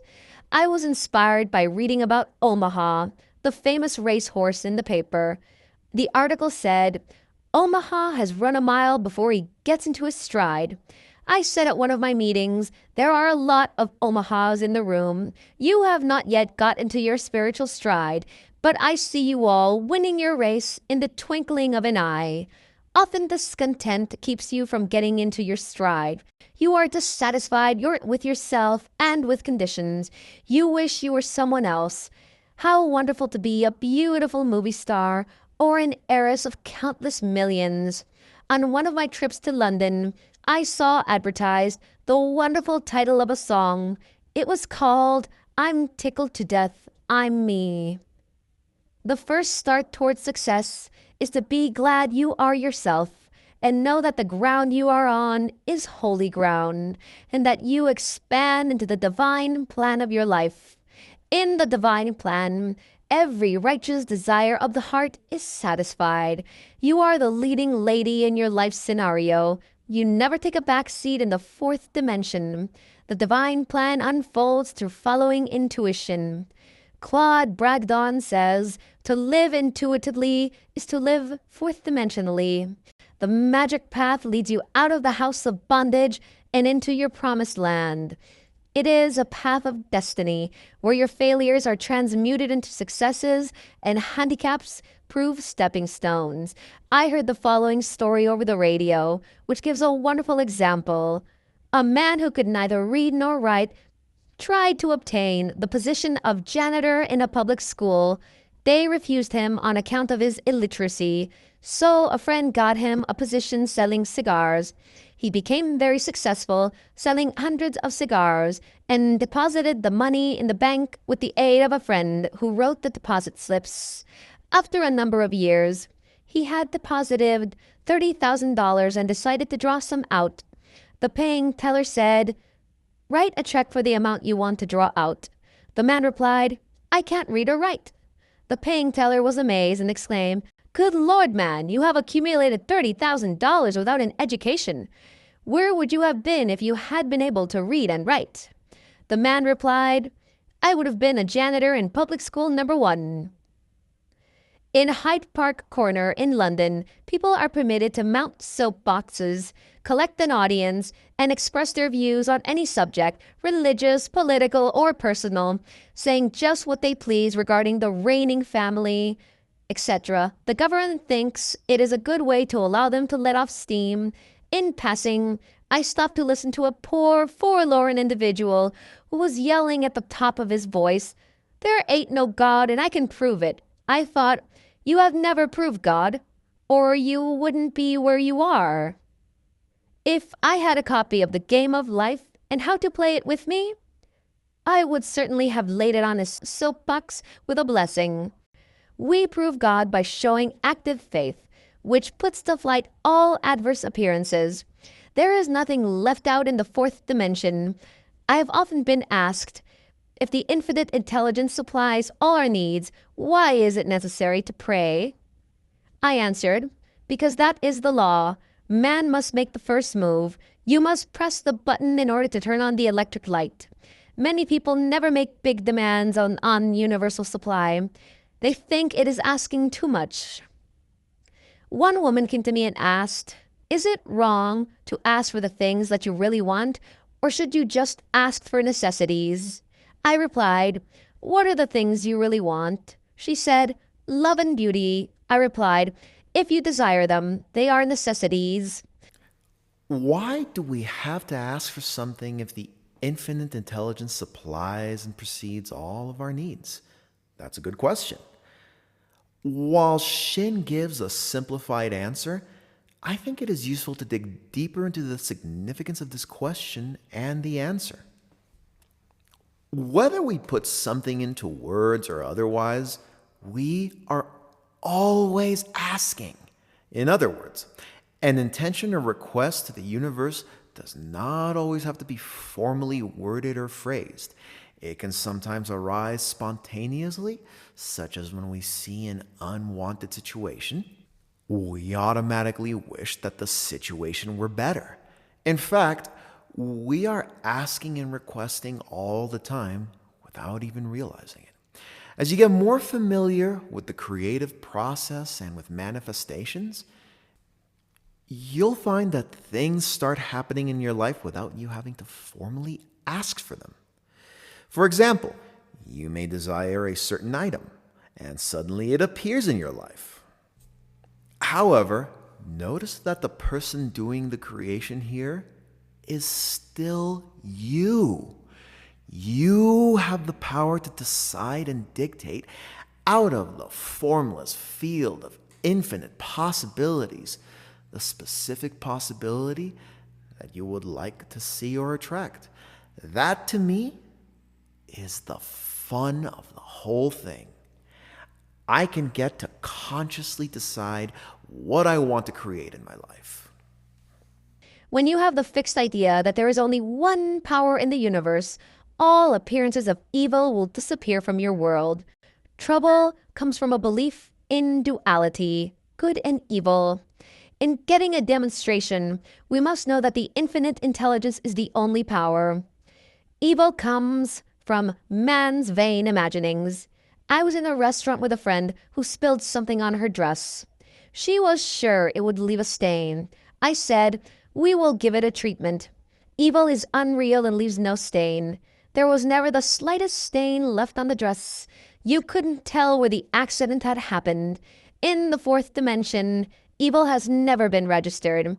It is only in your mind, and man experiences loss, lack, failure, sickness, sorrow, etc.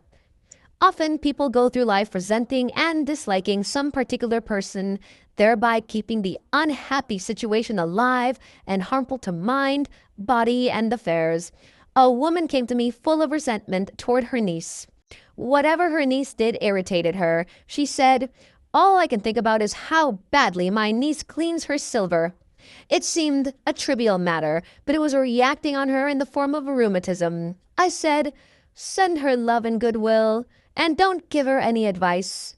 Let infinite wisdom illuminate and direct her."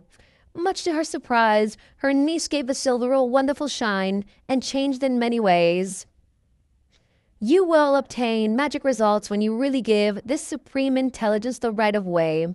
The tide has turned to stay, for God has right of way. I gave this affirmation when I was speaking in California. A man in the audience came to me after the meeting and said, "That is a marvelous affirmation. I am an engineer, and I know what it means to have the right of way. Desire is a tremendous power and must be rightly directed. You may desire the wrong things and conditions, so to give the supreme intelligence right of you, you must say, 'I desire only that which God desires through me.' The wrong desire will fade out and be replaced by the right aspirations. As you look back, you will say, 'Thank heavens, I didn't get the things I desired so much when I was 18, or I wish I hadn't gotten the things I wanted at 22. You make sure your wishes are foolproof by saying, "I desire the divine ideas only to come to pass under grace and in perfect ways." Sometimes the things we desire may not be for our highest good. In an earlier chapter, I pointed out that the reasons many people may have for desiring and asking for a large sum of money stems from a mindset of lack and limitation rather than from abundance, prosperity, and a sense of trust that the universe will always provide for them. I say in the game of life and how to play it that health, wealth, love, and perfect self-expression are the square of life. See ye first the fourth dimension, and the perfect plan of your life will come to pass. You will fill the place that you can fill and no one else can fill. Righteous desires of the heart, no matter how extravagant or seemingly unattainable, will be added unto you. Ask, and it shall be given to you. Seek, and ye shall find. Knock, and it shall be opened unto you. Matthew 7:7.